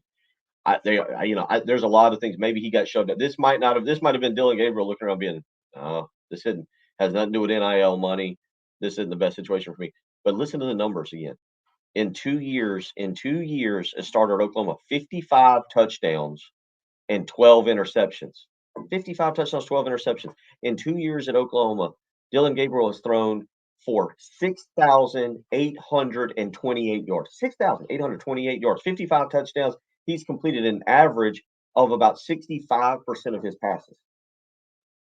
Richard says, well, Jackson Arnold's better. Maybe. But that means he's a Heisman candidate this year. Yeah, he better be a lot better. Also, Jeff Levy didn't send a life raft back to him. So Jeff Levy left. He didn't say, "Hey, come with me." So, well, I think he knew. We'll wrap it up. Who was the most uncoordinated player on the planet? Professional player on the planet. I'll tell you who that is when we come back. He's suspended again. You're listening to the early game.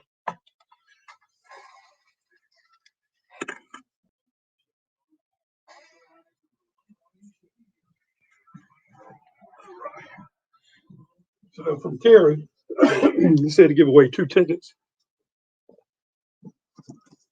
to this game. Okay. Now, the way this thing is set up, say something like it's the 12 Days of Christmas, because the sounder promotes giving away the tickets, Okay. and then when you hear the bed, then you can start. It's an obvious cue to say caller or whatever. Okay. Okay. So, Yeah, because it's different the way they have the sounder all right. So developed. say the 12. We got a 12 days of Christmas giveaway. I'll say we got a 12 days of Christmas Hey, giveaway. it's the 12 days, something, and then I'll hit the sounder, blah, blah, blah, blah, blah, and then it'll say, now this is what we're Okay. giving away.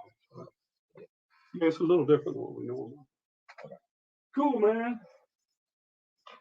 I can't see anything. Like I can't. That's why I was trying to look at his because the sun's coming in. So I was trying to look at Jackson Arnold's stats, and the glare was so bad right there. I couldn't see what it was.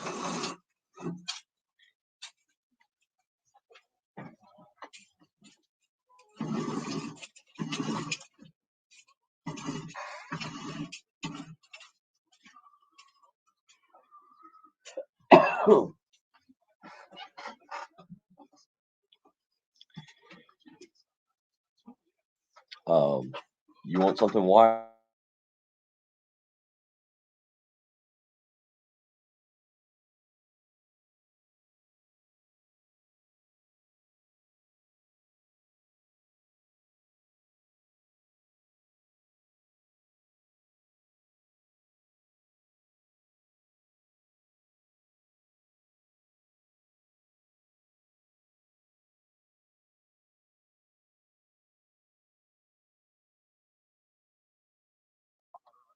Oh, that'd be tremendous.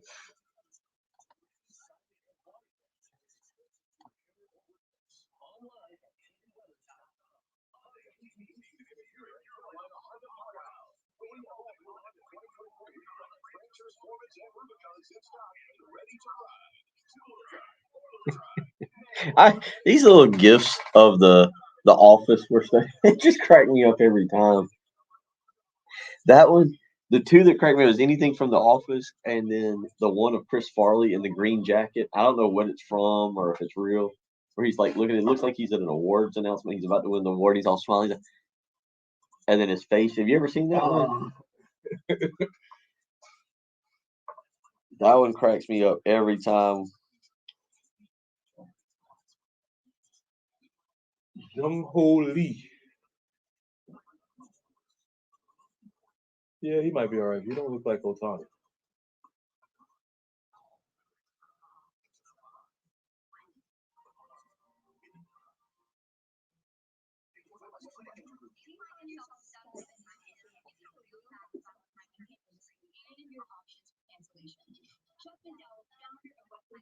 This one, yeah, I just texted to you.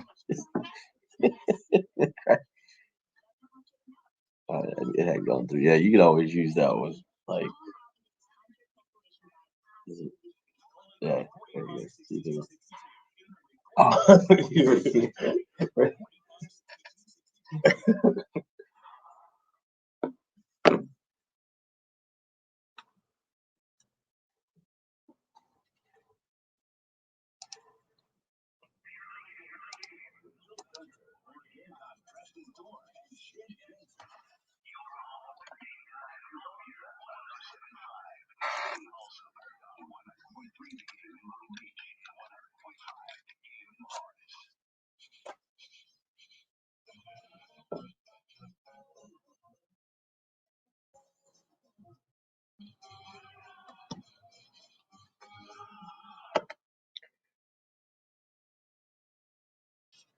if you've been listening to other shows, you're aware we're doing the 12 Days of Christmas giveaway. We've got something to give away, our 12 Days of Christmas giveaway right now.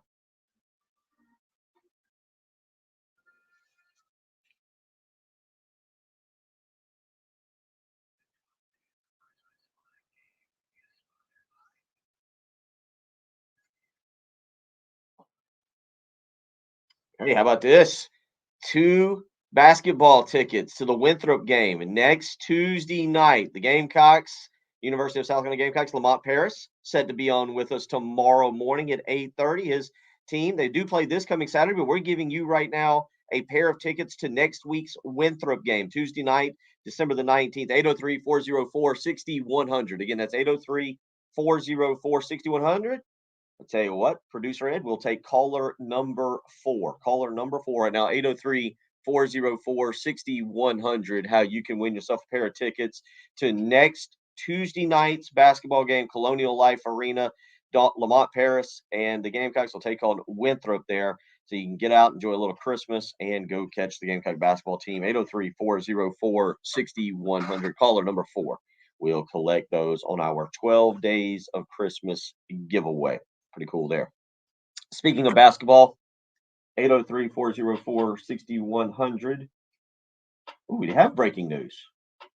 We have some breaking news. Is that breaking news? Does that qualify? It's high school level. It's high school level. This would be from Lou Beesjack, who can't wake up on time to join our show. Appreciate you, Lou. But, Appreciate you, Lou. Yeah, Lou a couple weeks ago let the whole community down. Kids were depressed because he couldn't wake up in time to join our show. But Preston, Lou Beesjack has just put out a tweet. Yeah, a tweet. Apparently, Gilbert America, listen up. Chad Liebhart has left the building or is leaving the building. Not sure what the next step is, but Chad Liebhart, winningest coach in Gilbert history, has left the building. So we will be reporting on that. Maybe we'll have a little bit more information on that tomorrow. Yeah, we'll definitely something for Chris Deering to definitely talk about on Friday as well. But some news there, Lou Beesjack just putting that out on Twitter. Maybe not the breaking news that you were expecting or hoping for. Somewhere it's breaking news. It's breaking news in 2 places. Yeah, the place he's leaving, and I don't know where he's going. Wherever he's about to go to. There's some news for sure. So 803-404-6100. But how about that? Yeah, Lou Beesjack reporting that Chad Liebhart, Gilbert athletic director and head football coach, is leaving Gilbert. So we'll have something there to get into a little bit more coming up. 803-404-6100. Real quick, as we wrap up the program, been a lot of fun this morning. We all agree now, Draymond Green is either the biggest bully in sports and, quite frankly, now probably the biggest jerk. Just quite frankly, probably the biggest jerk, or the most uncoordinated person ever to play sports who keeps trying to trick us. Who amongst us has never stepped on somebody's chest by accident? Will? Yeah, if people are just laying around out there, you deserve it, I guess, if you're just laying on the floor. I mean, it's not my fault that I just did a spinning roundhouse punch. In your defense, you've got a 3-year-old, a 3 or 4-year-old. Yeah. If you're just laying on the floor in the house, you probably. This is true.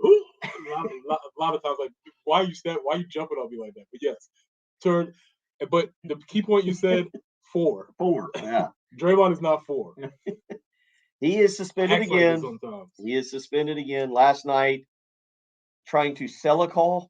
That's what he said. He said he was getting held and he tried to sell the call, go with the old flopping situation, and his fist mysteriously ended up in my guy's chin, randomly. Yeah, Yusuf Nurkic.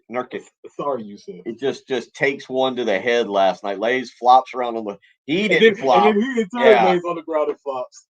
Ejected in the third quarter last night after he swung and hit Nurkic in the head while defending. By the way, yes, Draymond Green was playing offense in this situation, was not playing defense. Well, Draymond Green and offense is almost an oxymoron at this point. Draymond Green. His team had the ball. His team was in possession of the ball. Draymond Green did politely, as most people do when they punch somebody inadvertently in the chest or in the chin. He apologized, but his apology is the worst apology. It's up there with worst apology. Bobby Petrino right now is clapping somewhere in Arkansas. Green says, I am not one to apologize for things I mean to do, but I do apologize to Yusuf because I didn't intend to hit him. I sell calls with my arms, so I was selling the call, and I swung, and unfortunately, I hit him. I mean, it's Jordan Poole. I'm not apologizing to you. Yeah, Jordan Poole, you deserve what you got. We'll be back tomorrow. We'll be on location. Thank you to Sound and Images for that. We'll talk to you tomorrow morning. Y'all have a great day.